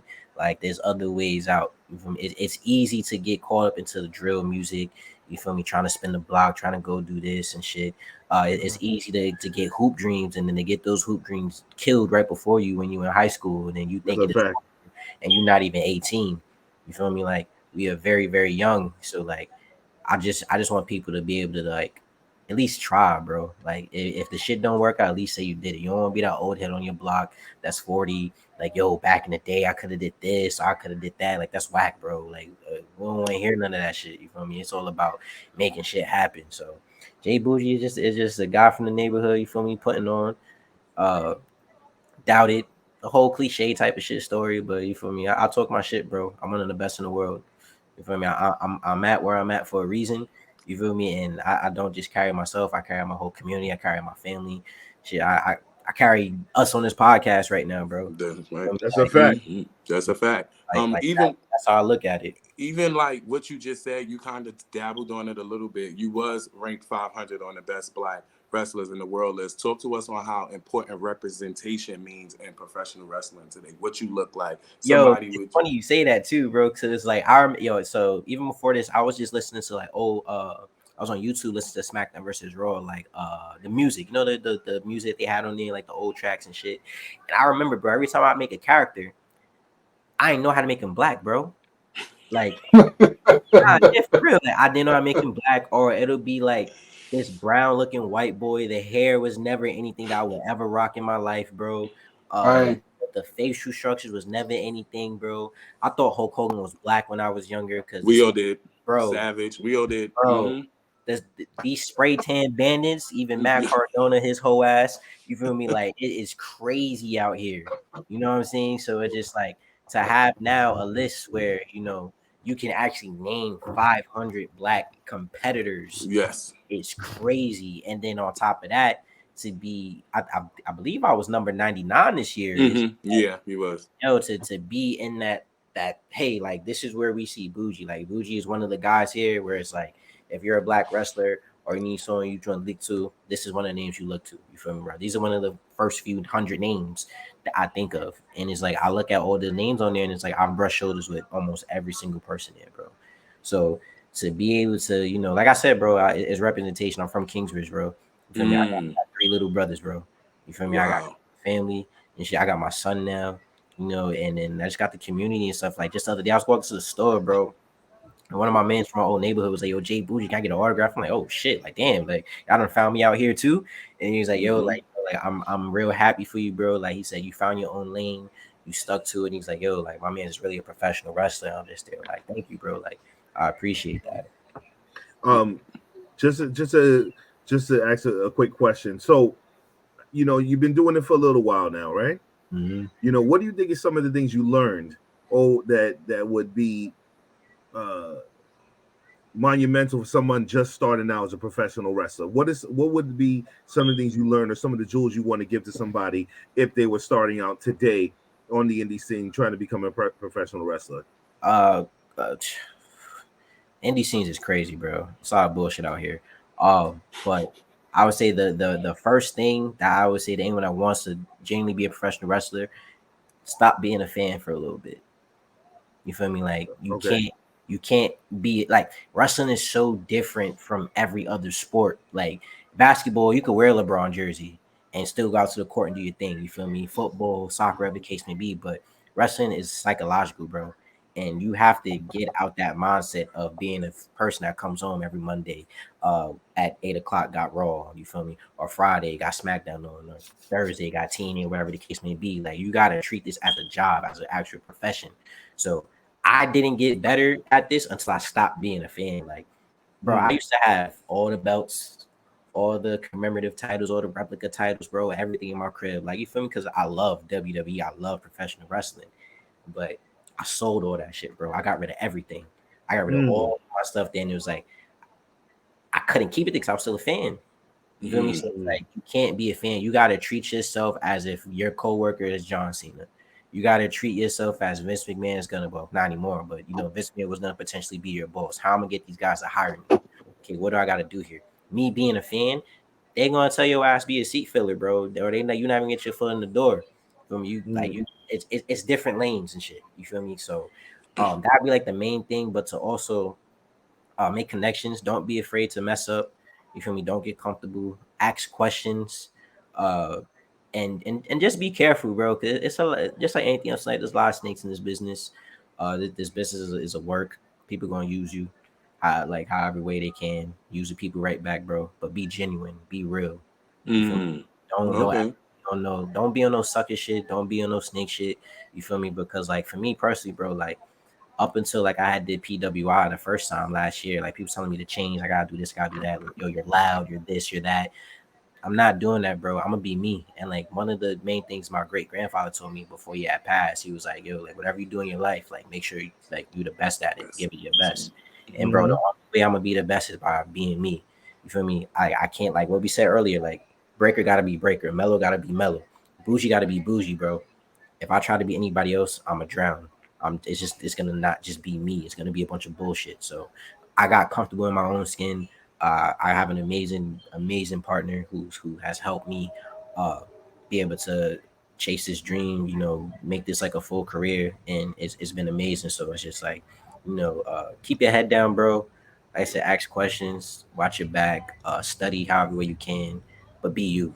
If you be you, everything's gonna be amazing. It's gonna be beautiful. It's gonna be a long road, trust me. Because you could kiss some ass, you feel me? You could brown nose a lot and shit like that. It'll get you there, but it won't. It might not keep you there. Or if it's gonna keep you there, it might not be how you want to be there. How's the travel with having a family? It's well now. Like I'm a little hesitant to travel. Like I'm actually going to California this Saturday. I'm heading out there to the to Oasis Pro. So I'll be out there. Fatu, Journey Fatu, the whole Samoan like Dynasty family, like that's their promotion out there. Great people, bunch of love, got nothing but respect for them. It's even crazy to say that I even know them like that, bro. You feel me? I could go out there, I could work for them. You feel me? I could go out there, I could shake hands with Rikishi. You feel me? Like Rikishi's watching the match that I'm in. You know, being able to say that like I'm good friends with Lance Anoa'i. You know, we be chilling. I could text him. Like whenever my son was being born, he texted me like, "Yo, bro, how's it going? What's going on and shit like that." So it's like it's definitely a blessing to be able to say that I can, you know, get advice and be able to talk to a family of that likes. But it is a little harder traveling now that I got my son. You feel me? I don't want to be gone too much. He's 3 months in, bro. He's so advanced, bro. It's so crazy. Like he's so aware of everything. Like he'll let you know how he's feeling without no hesitations. But other than that, like I usually try to stay in New York, New Jersey, Pennsylvania, New England a little bit, but New England got a bunch of hoes up there. New England hating that scene. I heard. Nasty work out there. But traveling is okay. You feel me? But now I'm at the point now, bro, too, where like I done traveled enough and I got enough recognition where I don't have to be that guy that's like, oh, I need to get out here so people don't say this and that. Like, nah, like you know who I am, bro. You know what I do. You feel me? I tuned into everything I do on social media. Anytime you open up the apps, y'all typing in my name. Y'all want to see what's up. You know what's going on with Boujii. Like that's literally just what it is. Okay. So what is some advice that Mr. Thomas or Alex Kane have gave you that you would want to bestow on a young and up-and-coming Black wrestler, since this is what you do it for, you for the people, you want to be an inspiration and representation is important? What's some advice that they gave you that you would love to bestow, maybe something you didn't know that you would love to bestow upon a young up-and-coming Black wrestler? Well, I mean, like, well, the first thing that comes to mind is help how you can. You feel me? So like Alex looked out for me. Like, so prior to me actually being an official member, Alex, I knew Alex for a little bit because he had worked a local independent that I was on, Invictus Pro Wrestling, and they feel me show love. And then a little bit after that, I ran my own show, where it was myself and my former group called Takeover. We went against Shane Taylor Promotion. Social media, powerful tool, y'all. Powerful tool. Get in tune with that. Learn how to use that because how to get you everywhere we need to get to. But to get back to what you were saying. Alex hit me up one day. He was like, "Yo, do you know what the Alice Kane train, the Boujii train?" I'm like, "Yes." When everybody come out with you, they say Boujii. He's like, "Yeah." He's like, "Do you want to do it?" I'm like, "Yeah." Like, I'll pull up. The show was in Queens anyway, too. You feel me? So I'm like, "Hey, none to hop on the train real quick." Well, hopped on the train, got there. Alex gave me the ins and outs, whatever the case may be. Actually, no, I'm lying. That day, Lance I actually went to the show with Lance. Lance picked me up. We went to the show together. Then he told me what it was, and then he was just like, "Yo, like this is what we do." And I was like, "Well, I'm smart, bro. You feel me? Like I take advantage of every opportunity that I got." So it's like, all right, I'm about to be on MLW essentially right now. I'm next to the guy who's next up. All right, what can we do? You see everybody wear all black, they wear the black stuff like that. I was like, "Yo, Alex, can I wear my Kobe's?" He's like, "Yeah, wear whatever you want to wear." I had them bright ass lime green Grinch Kobe's on. You feel what I'm saying? So everybody out there in all black shirt, black pants, black shoes. Nah, fuck that. Boujii wearing his Kobe's out there. So boom, I went out there. We did the whole thing, the whole Boujii, and he's like, "Yo, while you're out there, I need you to have energy, be hype and shit like that." But he said, like, don't like OD to make the show about you, but like have energy. So you feel me? Like I'm very good at pulling people's attention. Like I'm very good at doing that, and that's without me really even trying. So I just went out there. It was being me. We had the little suplex signs and shit like that. Boom, boom, boom. We did it, and it was funny because like it's to the point where people was looking like, "Yo, like it was like, who is that?" Like he's not just an extra. It's like, who is that? You feel me? Like, it's something a little different about how he's doing, how he's maneuvering, everything that's going on. So we did that. Then we went the next day to Philly. He was like, "Yo, do you want to come to Philly?" I said, "Bet." Hopped in the car, main event, and then that's the night he won the battle royal. I think it was. Yeah, that's when he won the battle royal thing. The ending pose, the ending shot of MLW was Alex being hoisted up, Jay Boujii in the ring right there, fist up, celebrating right there with him. So I'm in front of that camera, bro. I'm making sure what I'm doing, and throughout that whole time, bro. Once I got those clips, I'm sharing on social media. I'm on social media. I'm posting. I'm advertising. I'm doing everything I got to do, and got to the point where I asked Alex, like, "Yo, like, like I know I'm doing this, but like, like, what's up? Like, what can I do to potentially get my foot in the door?" Because prior to that, I already did media work for MLW. You feel me? I did media stuff for them. I did that whole thing. Alex was like, like, we'll see what's up. I got the hitter from MLW, like, "Yo, are you available this day?" I was like, "Yeah." It's like, "All right, well, we're gonna have you in the match against Mr. Thomas, a Boujii tryout match." I was like, "Oh shit!" Like now I'm about to have a match. You getting in there now. Now you about to get your feet dirty. So, hands, all that. This all came about too, and you could see it too on the Spirit of Boujii. It's a little short film they did or Alex like that he won, and they was interviewing me and everything too. And Alex said, like, "Yo, even before all this, like Boujii was promoting Boujii. Like he was going out here like letting people know what's up. Like that's the type of stuff that gets you noticed. That's the type of stuff that's like, hey, this guy wants to work. That's the type of stuff that's like, I want to work with this guy." So I got there. We know the match was coming up. We was, first of all, MLW do these long ass cards, bro. It was like match 1 of match fucking 14 or 15. You feel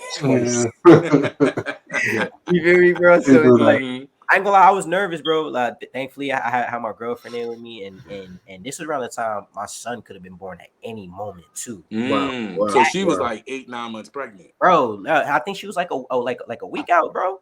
Oh, wow. Like we was in the end game of her pregnancy, bro. So it's like, so I was like, "Listen, you coming with me?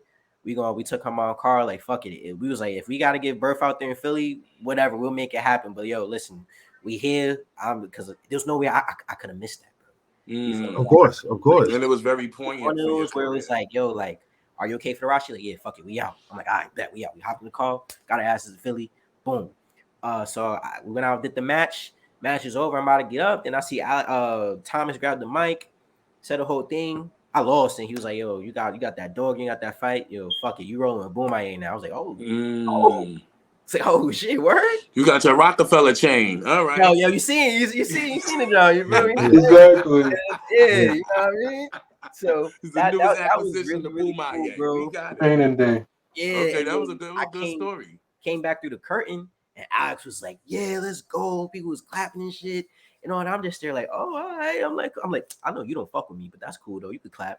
I'm just over there and shit. Like it was cool. So to go back to to get back to answer your question, help out how you can, because Alex did that for me, bro, and he did not have to do that, bro. Like, this is my first shot at really working television, not in no dark match, not in no squash matches, not none of that. Like, really being to go out there, showcase what I can do, have ample time, and to really like pretty much show what I could do, bro. And then from there, like, I just been on the roster ever since, and it's been good. You feel me? I check my Twitter, my Instagram, everything, websites, you know, see what's up, what's needed from me. I'm actually about to do some stuff tomorrow. Hopefully, I get up early in this week. That'd be pretty cool. But it's crazy because like I'm next to a world champion, a black champion, yep, the top act in the promotion. You feel me? I got Mr. Thomas there, who was there to help Alex get where he's at, and then my first 2 matches was with Thomas, and he made me feel so comfortable, bro. Because it's a transition from working independence and working TV, bro. It's a learning curve. It's so different. That was actually my next question. My next question was like, you wrestled in a plethora of different promotions, and you talk about like you've wrestled anywhere from a school gymnasium to having that Falls Count Anywhere type match with the Neon Ninja. You understand what I'm saying? And then going to the 2300 arena in Philly. Like, what is that transition like for a professional wrestler? Bro, it's like I kind of get what they say, where it's kind of like a high. Because it's like, bro, like you said, I go from Little Knights of Columbus, you feel me, inside there, maybe about 50 people at the show on a good day, maybe 100 people. You feel me? Like, I'll sugarcoat numbers, bro. Some draw, some don't. It is what it is, bro. You feel me? But I go out there, I put on a show no matter what. Because at the end of the day, y'all paying y'all money to come out there. That I like. You'll hear a lot of people like, oh, it's only 20 people out there, or you're wrestling in front of this. But some people can't afford to go to these other shows, bro. That's true. You know what I'm saying? Like, there's fans that's like in like deeper in New Jersey that I felt bad I couldn't make it last night because that's their area where they can only travel to. Right. Real people who supported me since day one type shit when I've been out here. And like, it hurts me when I can't make it out there. And like, it's like, damn, like, you know, I want to try and make these dates as much as I can, because I'm getting to a point now where those type of locations and dates is getting lesser and lesser because I'm moving up. So you turn rich on Switch, brother. You turn rich on Switch. It's a bittersweet thing. It's bittersweet, but to go from doing that and wrestling MLW the next day or the day before, bro, it's there like, oh shit, like I need a week to like decompress sometimes, bro. Right. It's this. It's highs and lows. It's a roller coaster. It's everything. But working TV is very, very. It's very. I'm not gonna say strict, but like it's greatest hits. Yes, boom, boom, boom, and we out. So is there a hot cam you have to perform for, like one? Yeah. There's always a hard cam. Hard cam, no matter what, there's always gonna be there. But it's like you work it a little differently now because you got hard cam and now you got the 2 Roman cam. You have the Roman cameras now. Like there's no maybes. There are Roman cameras, bro. So you feel me? Little son, boom. You show this camera some love. You show that camera some love. But you know, this right here is where everyone's watching. Like this is always on you. The hard cam is always on you.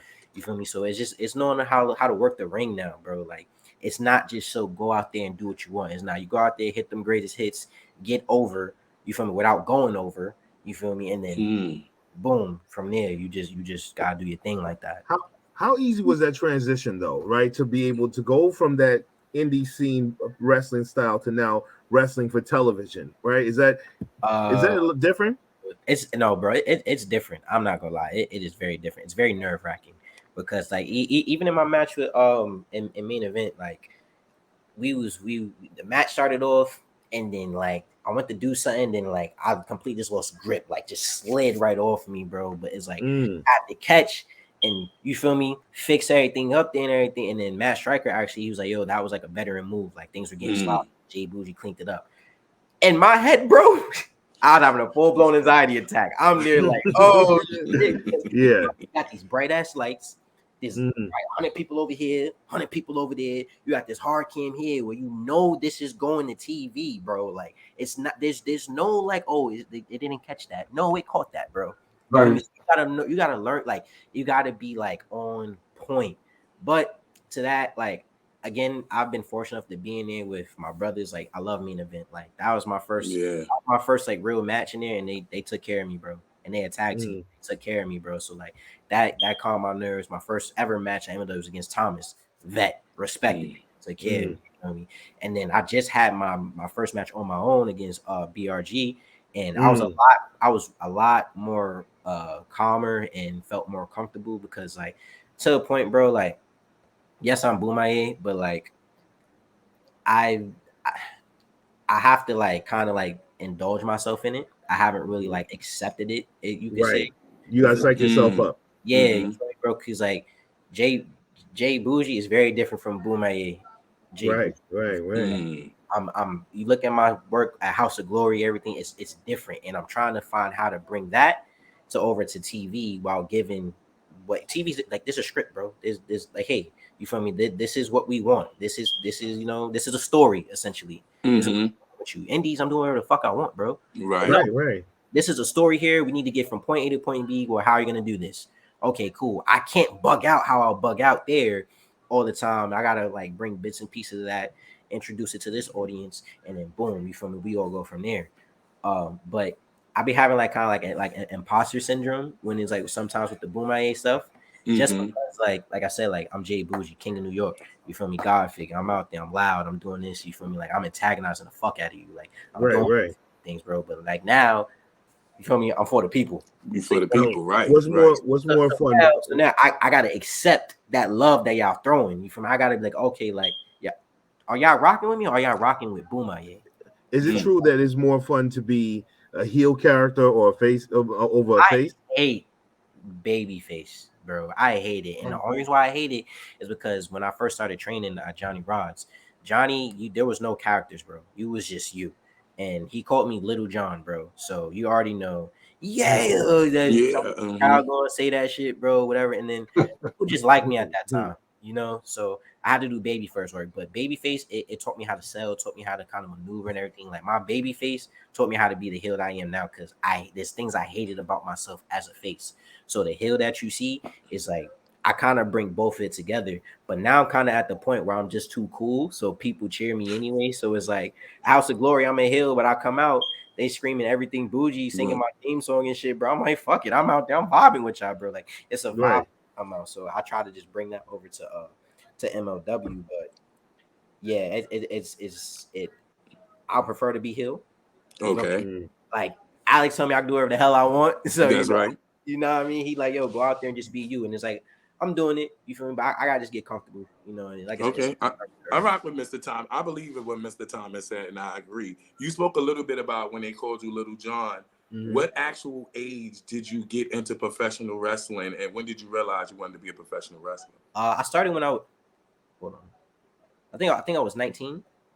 Yeah, I started when I was 19. I was 19.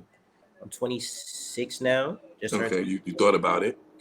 Yeah, now I had to make sure what year did I start, because I always forget, bro. Like because I started, I was only training. I've only been doing like working and traveling for 2 years. Like okay. Like the person you talking to right now has only been doing the shit you've seen. It's only been 2 years I've been doing this. Other than that, wow. I just been at Gleason's training and shit like that. But I know how to be a wrestler since I was young. Same cliche story, bro. You feel me? Stone Cold Steve Austin is my favorite wrestler of all time. Yes. The Rock would beat him, and I would cry. So when I had that match against Lance Anoa'i, you know what I mean? I had to hit him with that stunner one time. You feel what I'm saying? I see what it was. I saw what it was. You feel me? I had that payback with WrestleMania 15. Yo, listen, it's real to me, damn it. And I took that personally. I understand. You showed the shirt earlier, the Boujii. You're heavy on the merch, right? Of course it is, a revenue way to bring in money too. But how do you draw inspiration from the designs of your merch? So this here is all MLW. Anything Boujii you see is all MLW, except I'm working on something. So you feel me? When y'all see it, y'all gonna know, yeah, that's Boujii. You gonna know. Okay, that's okay. You gonna know. But for me personally, I try to like make shirts that you would want to wear out if you just chilling with your boys, or you feel me, you go out to the club later on that night. Cause I used to work in retail. I used to work at Foot Locker. I used to work at Foot Action, Nike, all that shit. And we used to clown people for wearing the whole mannequin shit. You know what I'm saying? Right. You feel me? So like I want to give you like a nice little t-shirt you could wear. Like I don't expect you to wear a shirt with my face on it all the time. Don't, you feel me? That's like at the event type shit. But you feel me? If I give you a little polo like just shirt that says Boujii, they're like, oh, all right, like what's that? Or just think Boujii is like, yo, like what brand is that? You feel me? Like that's how I try to look at my merch from a fashion aspect, or I'll draw inspiration from like certain movies or just little things that like I think that a fan or just a normal person would like. So I try to do it like that for merch. Besides your music, who do you listen to get in the right frame of mind to wrestle and or to cut a promo? Shit. Well, since I lost my headphones, I ain't listening to a lot of music. But when it's time to like really get into it, some Dougie B, you feel me? God show love to the Bronx artists out here. Who else? K Flock. Sometimes I like the gangster shit, bro. You feel me? Okay. Sometimes I like it. You know what I'm saying? But hands down, Pop Smoke. You feel me? Pop Smoke is a very big influence on my career and how like I kind of like display myself as a professional wrestler. I try to be like, hey, like if Pop was a wrestler, what's little things I could take? Like when he died, that hurt. I ain't gonna lie, because it was just whack, bro. Because it was a young upcomer. And just that hating shit is so trash, bro. Right, absolutely. You watch a lot of his videos and everything, bro. Like he was having fun. So anytime I was out there performing, he was having a time in his life. He was having fun. I try to have that same amount of fun anytime I'm in the ring. So, all right. You feel me? He's a very big influence. I just have one more for me. I know B, I know you're getting ready to go into, but I got a question, right? Real talk, real talk, right? How shady is the wrestling business? Very shady, bro. It's a perfect example. Damn, what is his name, bro? Oh, the dude that run I ain't really trying to give him no free airtime, but this is just to like get y'all hip to how like this business is. So the dude from that run Wrestling Open and Beyond, his name is you feel me? He high calorie bastard. But fuck boy. True fuck boy. Yeah. He get a merit. Okay, he gets a merit. Super. And it's like people were talking about like the New England scene gatekeeps a lot, bro. And at the time he made a certain post about someone, and then I was like, yo, like it's kind of whack if you move this way because you guys have a stigma to y'all. Where like people think this, if you do this, people's gonna continue to do that. It's kind of whack that may happen, but hey, this is just me just letting y'all know type shit. It wasn't coming at them, just you feel me, just letting you know, like, yo, this is the pulse out here. Right. He took it a type of way, and he said, if I told you to come set up a ring right now in the middle of a thunderstorm, you would set it up. And yeah, he didn't ask you if you would set it up. No. He's talking like you ain't shit. Yeah, basically, like get your black ass over here and do this. Like you that's how people was taking it. You feel me? Which, and you then at that point, I was like, oh, cool. I don't gotta be political no more. I said like, yo, first of all, don't delete this. You a bitch. You feel me? Like, don't be out here. You feel from me? your chest. You said it from your chest. It is how it is, bro. Because you a bitch and you in your feelings. You don't know how to make no fucking money. Get out your feelings and make some bread, and then your product will be a lot better. And then I had a bunch of people low key hit me up like, yo, thank you for saying what you said. You from these promoters think that they own us, this and that. Boom, boom, boom. And it's just like this wrestling business is extremely fucking shady, bro. Because like you'll have this one guy that's playing Vince McMahon, right? You have this one guy that thinks he knows what he's doing. It has no type of motion. It has no type of anything, bro. And it sucks because as performers, we think we have to go to them for the booking. We think we have to go in the game, the ring to do all this type of stuff. And it's like, nah, bro. Like they don't have the power. We have the power because without us, they bought a ring for no fucking reason, and they lost all their bread. You feel me? Without us, they have no type of pride, none of that shit, bro. And it's like, of course, it goes hand in hand, but that's with good business people, bro. Right. Wrestling are not about business. It's just personal, and it's a fucking hobby. And they out here just playing wrestler, playing Vince McMahon, doing this type of things, and it sucks. Right. Because we here, this is our actual career, bro. This is our actual dreams. This is actually our aspiration for what we want to accomplish in this life. And you got to navigate through all this BS, bro. And there's so much BS everywhere. But like, once you get to a certain point of like that whole paying your dues is like, it's real to an extent, bro, but don't let them like extort you. Don't let them get free labor out of you. Don't let them whore you out. Don't let them manipulate you up here, bro, because half of the time, bro, these guys ain't shit. That's literally, I swear to God, they not, bro, because like they're really good on putting this facade. Wrestling's a big ass work, bro. It's a bunch of characters, bro. It's a bunch of egos. That's Right. all it is, and it's just like, don't let this other man's ego of him trying to big himself up bring you down because he ain't shit. You know, So it's Leo funny Rush because should have carried Mark Henry's suitcase. What happened? Leo Rush should have carried Mark Henry's suitcase. Listen, I don't know the context behind that. I'll say that, but when I met Mark Henry, he asked me to do something for him. I did it for him. He said, "Thank you, young man." Congratulated me on being PWI. So we had a great interaction. You feel what I'm saying? Shouts out to the world's strongest man, Mark So Henry. you're not like one of the talents that won't mind listening to the eldest men of wrestling tell you something, right? I'll listen to actual people who should like. I'm not gonna say who should be respected, but it's like in New Jersey, bro. If you've been doing something, if you've been wrestling for 15 years, they think you're a vet. You're not a fucking vet, bro. What have I you love done? that you said that. I love that you said that. That's a classic line.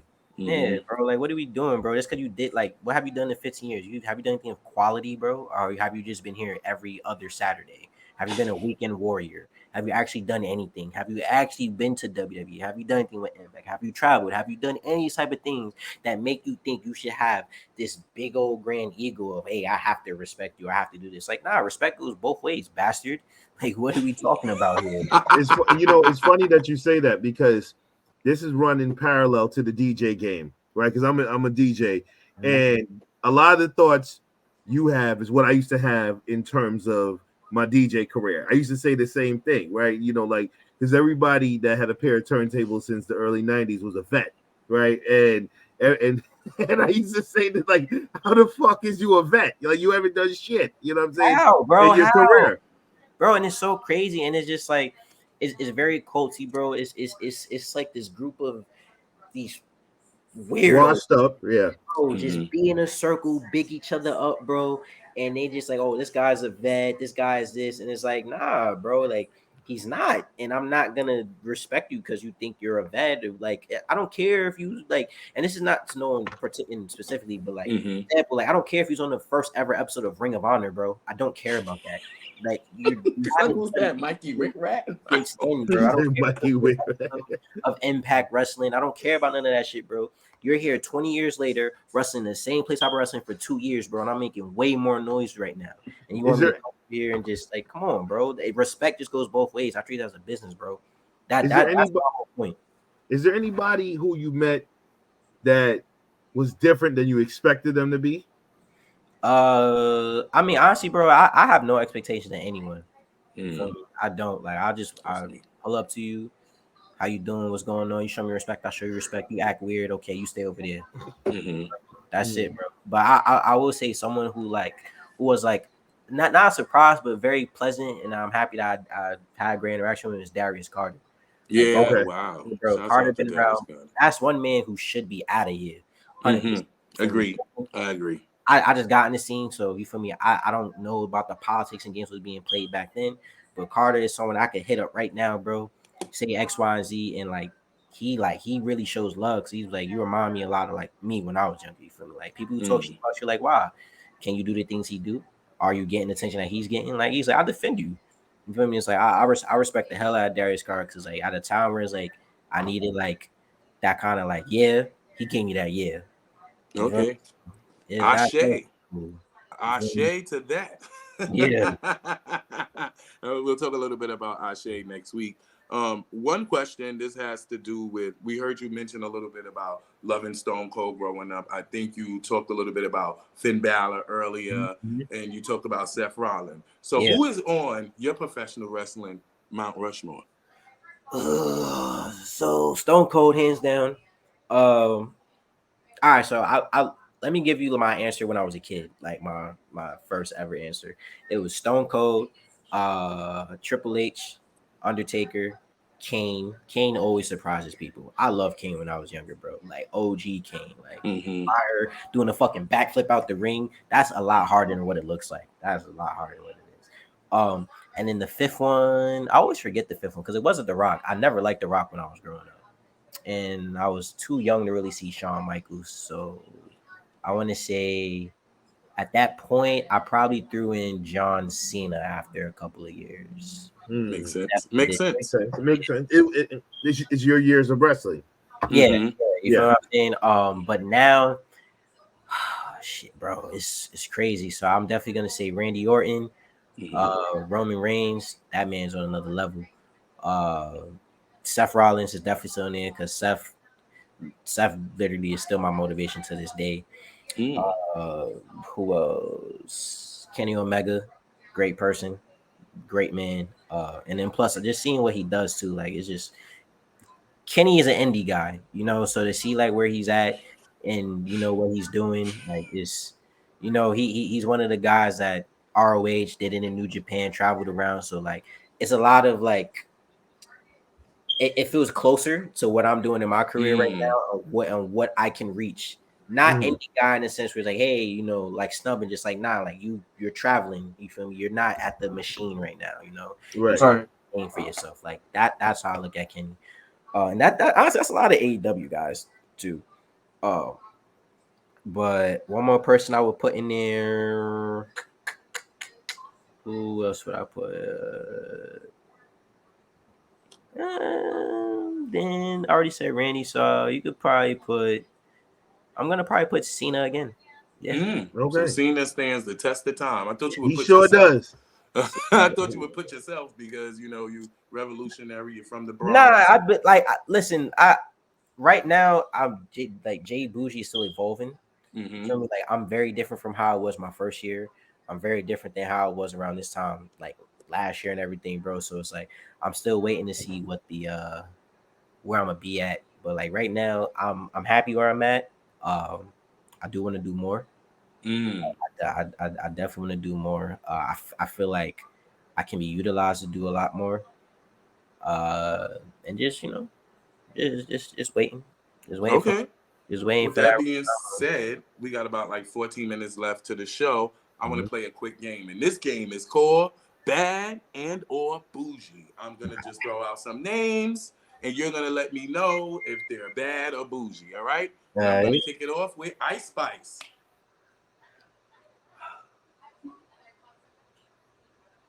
I fuck with her. She bougie. I fuck with Ice Spice. Okay. Second, Scarlett. Scarlett, like Scarlett. Oh,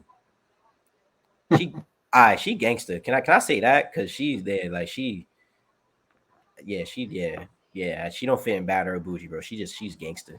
Okay, that's dope. I like that answer. You used to work at Foot Action Foot Locker, right? Yeah. So Nike.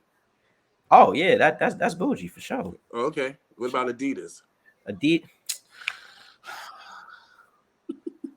Are we saying like? I mean, is Kanye not there no more? So I'm gonna have to say bad. Okay, perfect. Yeah. Kendrick Lamar. Not even the shell toes though. Shell toes. Nobody wants them shit. I'm a little too young for those. You feel me? Like, Not the Samoas? No, I'm joking. Oh yeah, now you ODing. Come on. You should have said Stan Smith before that. You would have got probably a lot closer with Stan Smith. But Kendrick, I'm gonna say bougie because Kendrick. So when I make music, bro, I don't just talk no bullshit. Like I don't write music unless I have a story. Like I'm not a freestyle type of person. Like I really sit down and I write on everything. So like a lot of my first music was about my career, like when I first started, and it helped me kind of find myself. So I treated music like a promo. Then I got better at my promos because I was doing music. Got better at music because I was doing promos. So Kendrick Lamar, he's a storyteller. Wrestling is storytelling. So I'll definitely say bougie for sure. Okay, Jets. New York Jets. I'm not a football guy, so just like Seth Rollins, I hate football. Okay, so I won't ask you about the Giants. Farouk, Ron Simmons. Bad or bougie? He bad and bougie. That's that man right there, bro. All right, Ahmed Johnson. I'm gonna say bad because I ain't like his gear, bro. I never liked this gear he had on. It was little, and then I wasn't It rocking was with mad shit. And The way the drawers used to go up in his ass. Yo, I hated that shit. bro. I wasn't rocking with that. Right. Now, with your taste buds, right? Sweet or savory? Which one is bad? Which one is bougie? Which one is you? Sweet or savory? I'm trying to. Yo, when you be making shit, like, would you say it's like sweet or savory? I think it's savory, right? Yeah, we gonna go savory. All right. And shout out to your lady. She's a published model, like before Yes. having the baby, right? Shout out to her. Thank you, bro. I do appreciate that. Yeah, she just got published for the first time. I'm very happy for her. Congratulations to her. Congratulations Shout out to her. Let her know if she want to work New York Fashion Week. Let me know. So she could please, please, definitely. Please. I wasn't done with the bad of Boujii though. Yes, so I'm just gonna call them by two names, and you say which one. Gucci or Louis Vuitton? Which one's bad? Which one's Boujii? So Louis V is Boujii. You know, for me, that's Pop Smoke right there for sure. You know what I mean? Right. Gucci's Gucci, bro. Okay, that's lit. Roman and Seth. Damn, I don't like you for that one, bro. I knew it was. You thought it was gonna just be easy. Nope. That's crazy. Nope. That's crazy. I'm gonna say Roman because right now in my career, bro, I'm like I mentioned to you off camera that I pay attention to a lot of like the nuances of how he moves and how he takes his time. So I'm gonna say Roman because he's a sports entertainer, bro. That man is entertaining, and that right now has been like kind of like my kind of like lane. So I'm gonna go in. So he bougie. All right. So now Kofi Kingston and R-Truth. What are they? Who's bad and who's bougie? All right. So let's see. R-Truth. Are we talking WWE R-Truth? Or like K Quick? Or like back in like Impact too? Or we are we talking like everything? Everything. Everything. All of it. Or everything. Everything. I'm going with like R-Truth is bougie for sure. That you feel me? Like I don't like how they be doing him now, but you know what I mean. But like, yeah, that definitely R-Truth is bougie, bro. All right, I got three names, right? Okay. And you could do bad, bougie, or you could just omit them out, right? So Okay. it's Ricky Stark, Okay. it's Chris Bay, Okay. and it's Powerhouse Hobbs. All right. So I got personal beef with Chris Bay. You feel me? Personal beef in the sense where he be out here, you know, doing this gear. It's not real personal, but it's like his gear be fire, bro. He be doing like little ideas, he put on the J's and shit like that. So I'll take that personally, bro. You feel me? But Chris Bay, he cool. We chopped up before. Let's see. Boujii though, I'm gonna say Ricky Starks because that pose is crazy. That pose is wild. Powerhouse Hobbs, I'm gonna omit him just because I've spoken to him and I think he still got a lot of work that you know he's still trying to like figure out stuff. Like the Hobbs is okay, but it's like he's in and like another thing, I hate how he be out here with no shirt on, bro. Like just walk around in jeans and no shirt is crazy, bro. That is but he's from the Bay Area, like it'd be hot and shit. Like, nah, I get it, bro, but you feel me? Like it be hot in New York too. We don't be out here bugging like that. But not unless it's your uncle. Up in, you know what I mean? But I'm gonna say Chris Bay. We gonna put Chris Bay bad just because he be out here wearing these kicks and he be wearing shit that I be sometimes like, damn, that would been fire gear for me. So it's personal until we have our match. All right. This is the last two. You let me know which one is bad or bougie. You mentioned both of them, and it is Kenny Omega and Will Ospreay.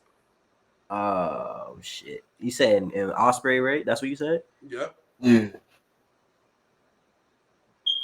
First of all, I'm going with Kenny because that V trigger is crazy. He be rocking folks with that V trigger is nasty. Kenny is definitely that's to be nasty. Right? But also, Ospreay is on his bullshit right now, bro. I do hope he goes to WWE. I think it'd be a nice change of pace for him, and just see like how he fits into that system. Like I said, bro, like obviously it's different because you know he has a lot more experience than me. But like going to indies and bugging out there the fuck you want to do is cool. But like working TV and shit, like it's a lot more structured. And I think Ospreay would really flourish like in the WWE system. And hot take, I think he'll be the one if he does sign to take the belt from Seth. I got one for you. They've been going back and forth on X. I got one. That right now is Seth trying to bring him in. You feel me? Because if he signs, bro, who else is beating him, bro? You have come on, bro. Why not? I got a good one for you. Stone Cold. Damn. Or John Cena. Damn, that's trifling. Oh, that's trifling. Oh, you're a man. I knew something was off about you smoking that cigar since the I knew it. But nah, I'm going Stone Cold. Always Stone Cold. That Stone Cold is number one, no matter what, bro. Because I remember being, yo, you feel me? Like ever since I was a kid, bro. Like now I know the word is reaction, but the first time I ever seen Stone Cold come out, I just seen how people was going crazy, and I was like, I want that to be me when I walk into the room. So have you ever had a chance to meet him yet? No, unfortunately not. And I think if I had met him at any point in my career, like up until now, I probably would. I know bullshit, bro. I probably would have fainted, bro. That's real. That's real. Oh, so that's where you get the inspiration for the J Boujii leather. Oh, that's Austin. That's Austin. That's Austin all the way. All right. Bro. Because look, you see how I got the King of NY down there where he would put SOB. Yeah. Come on. I noticed the attention to detail. The crown on the back is the skull that Austin would have. I got a quick question for you, right? Yeah. You know, being that we all from New York City, so we know the basic stereotypes. It's either you sell drugs, hoop dreams, or become a rapper. Yeah. But outside of the box, you chose wrestling. What made you want to go that route? It was just natural to me. Like I was just like gravitated towards it, and I actually tried everything but wrestling, and it just wasn't fun. It wasn't fun, bro. Like I did basketball, and it was a disconnect for me. Like I did baseball, a disconnect for me. I tried tennis one time. I was top. Okay. Did disconnect for me. I didn't realize all those things were disconnects until I started wrestling, and how fast I got it and how good I was at it. And like in the beginning, just how like fun it was. I wasn't having fun playing basketball, bro. I was only playing basketball because all my friends, we go out to the park right there on the block. We run up and down the court. Just that's how we spend time together, bro. You feel me? That's just what we do to like keep ourselves occupied. But it was never fun, bro. I was never a guy that would want to do the dribbling drills. I hated them shits, bro.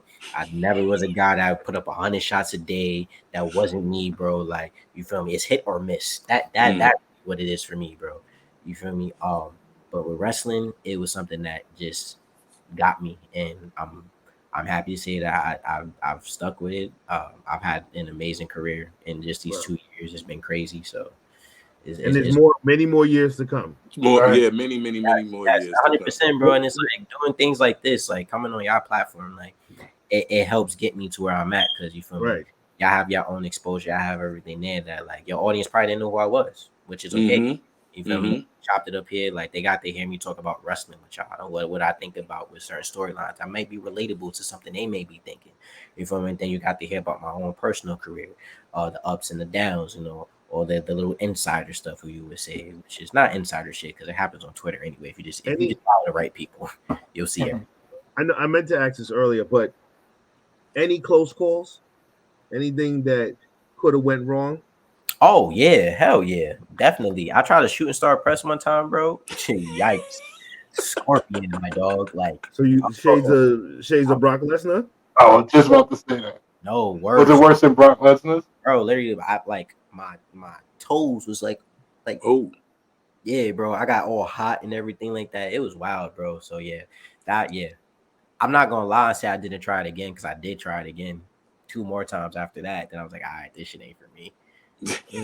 Or the Matt Sedell's when he started doing it in AEW. Oh yeah. But that's when I learned, bro. So like when I went to AEW, bro, that was the best ring I've ever stepped in my life. The ropes were beautiful, bro. It was beautiful. These indie rings are death traps, bro. Them shits I can imagine. Terrible, bro. The ropes are terrible, bro. And they don't have that much give, right? Nah, it's because all these rings be rented from one person and everyone use that ring, and it's not really no maintenance on it. And it's like to them, Mercer and shit. Yeah, you feel me? Like, it's just go ahead. You gave me my money, my renter's fee. So you know, but that's why I keep my shit simple, bro. The closest high flying thing I do is a springboard cutter that I call the Yobi Yutter. RP. You feel me? But that's it, bro. And other than that, you not catch me on the top rope. You not catching me springboarding in the ring. You not catching me doing none of that. You're wilding. I'm not doing it. Hell no. But I mean, you gotta have longevity if you're gonna do things too, like bro. that. And that's why like I chose Roman too when you asked me earlier, because like Roman is pure character right now, bro. That's all I try to do is character work, bro. I have my 5 moves of doom, bro. People was clowning Cena about that. These 5 moves keep me safe, and I'm able to come home and hold my son, bro. That's right. Well, in Crown Jewel, he did 2 more moves, so now he's moving. You seen that? You feel me? Like 7 moves. Look, we a little flexible. We a little flexible from time to time. You know. I can see. I can see. That's what's up. No, I mean, but the 5 moves, baby, the bread and butter. That's what we call it. Bread and butter. Hit your greatest hits and get out of there. Yeah. Get your money. Ain't nothing wrong with that. Well, thank you, Jay Boujii, for chopping it up with us and playing bad at Boujii and letting hopefully the world knows you just a little bit more. This Saturday you will be making your return out west, as you mentioned, to Oasis Pro Wrestling. You're gonna be facing another member of the goddamn Samoan Dynasty family. They bro, there's so many of them, bro. Oh my god. They might hop out on you. They might, they might hop out. Listen, I'm undefeated against Samoans right now. I've been talking a little shit, so I wouldn't be surprised if they did. But you know, it's cool. Match out. You got a spoiler for that? Who gonna win that match? I'm gonna go with Jay Boujii. I'm gonna go with Jay Boujii on that one. Spoiler. Yeah, it's gonna be streamed on YouTube, right? This Saturday, you can just go to the Oasis Pro Wrestling page, right? Yes, sir. Yes, sir. And they can see that. Also, catch you on MLW Fusion on YouTube as well. Yes. Right? Yep. Thursdays we be on there. I think the next event is Fightland. That's on the 18th, I think. It's gonna be Alex going up against Jacob Fatu. Listen, another Samoan. Oh, that's gonna be crazy. Gonna be wild. Gonna be wild. You know, I was gonna say that, you know, me and you are in separate in different company, right? Because we're both undefeated, you know, together, you know, and with this shit? You know, excuse me. I'm sorry, go ahead. Yeah, so we're both undefeated. So it feels good, don't it? Yo, listen, it feels amazing, you know, exactly. And that's why I'm gonna be right there when Alex beats Jacob. You feel me? So keep it going. Then after Alex beats Jacob, MLW returns back to NYC in December. You feel me? We're gonna be out there in Queens. And that's cool. Yeah, man. Then we know he gonna take care of Matt Cardona. You feel me? Bull My A Train gonna keep going. You know, I'm gonna have my little dates in between there too. I'm gonna be kicking people's asses. You feel me? You know, hell, maybe I'll be at House of Glory too. Yeah. Oh, well, I was gonna. You never know. That was my last question. The Encore versus Cash Flow match. Who you got in that match? Real quick. Listen, man. Listen, man. Personally, y'all know I got ties to Cash Flow. Yep, I know. So you know, is it Cash Flow? Listen, it's Cash Flow, and may the best man win. Okay, I know that's right. You heard it from his lips to God's ears, possibly, as our good friend Mashout King always says. Hopefully, you know, we'll see what goes on. We'll definitely probably be at that MLW show. If it's in Queens, I think. Yeah, definitely. I'll be getting dates mixed up, so I'll send it to you once we're done with this. So, you know, make sure you're there. It's on a Thursday. I know that. I know it's on a Thursday. Okay. Yeah. All right. So let's take it to the 1, 2, 3 count. Fellas, which professional wrestler is your wrestler of the week? Mash out. I'm going to go with Jay Boujii this week. You know what I mean? Okay. Yeah, I'm gonna go with him. You know why? Because winners only know winners. So at the end of the day, I had to go with him. You stop it. You know what I'm saying? That's my pick for the week. Sour D's. Who's your wrestler of the week in the 3 count? Man, I can't believe I'm actually gonna say this, but I'm going with Logan Paul. Okay, good. New United States champion. Nothing wrong with that. Jay Boujii, you got a wrestler of the week? Yeah. I mean, listen, we all know it's me, 365. You damn right. You feel me? But if I had to, you know, choose someone other than myself, I'm gonna say LA Knight, just because he was able to spotlight. You feel me? He did his thing against Roman. I like the match. You feel me? And I think it's gonna go up from there. So Jay, we only pick winners, baby. That's what we do. Come on, you know that. We only pick winners. But listen, sometimes folks get delayed W's. You feel me? Sometimes you gotta lose to win. Fantasia said that. Listen, it's a delayed W. We don't take She's been waiting for her win. Yeah, but no, I understand. She always wins. Fantasia be winning. What you talking about? About to be in the color purple. Anyway, my wrestler of the week is actually my dude. Love this person. It's my girl, but I always call her my dude because I just like to. It's Shayna Baszler. That move she did with having them both in like that knee lock and then having Nia in the Kimura lock. I mean, not the Kimura lock. The Caribou the clutch was definitely dope. So my wrestler of the week is Shayna Baszler. With that being said, fellas, your final thoughts. Sour D's, you first. Mash out, you next. Damn it, man. Well, when you look up, you see things. You do. Yeah. It's bright. Nigga, I don't know. Just have a good day and good night. I bid you adieu. I know that's right. I know that's right. We like Kenny May Omega on this show. No, the fuck we don't. Go ahead. Listen, Cleaner. Listen, Jay Boosh, you know, it's so good to always hang with a fellow winner. And you know, the fact is that, you know, I'm being extremely modest, you know, during the show.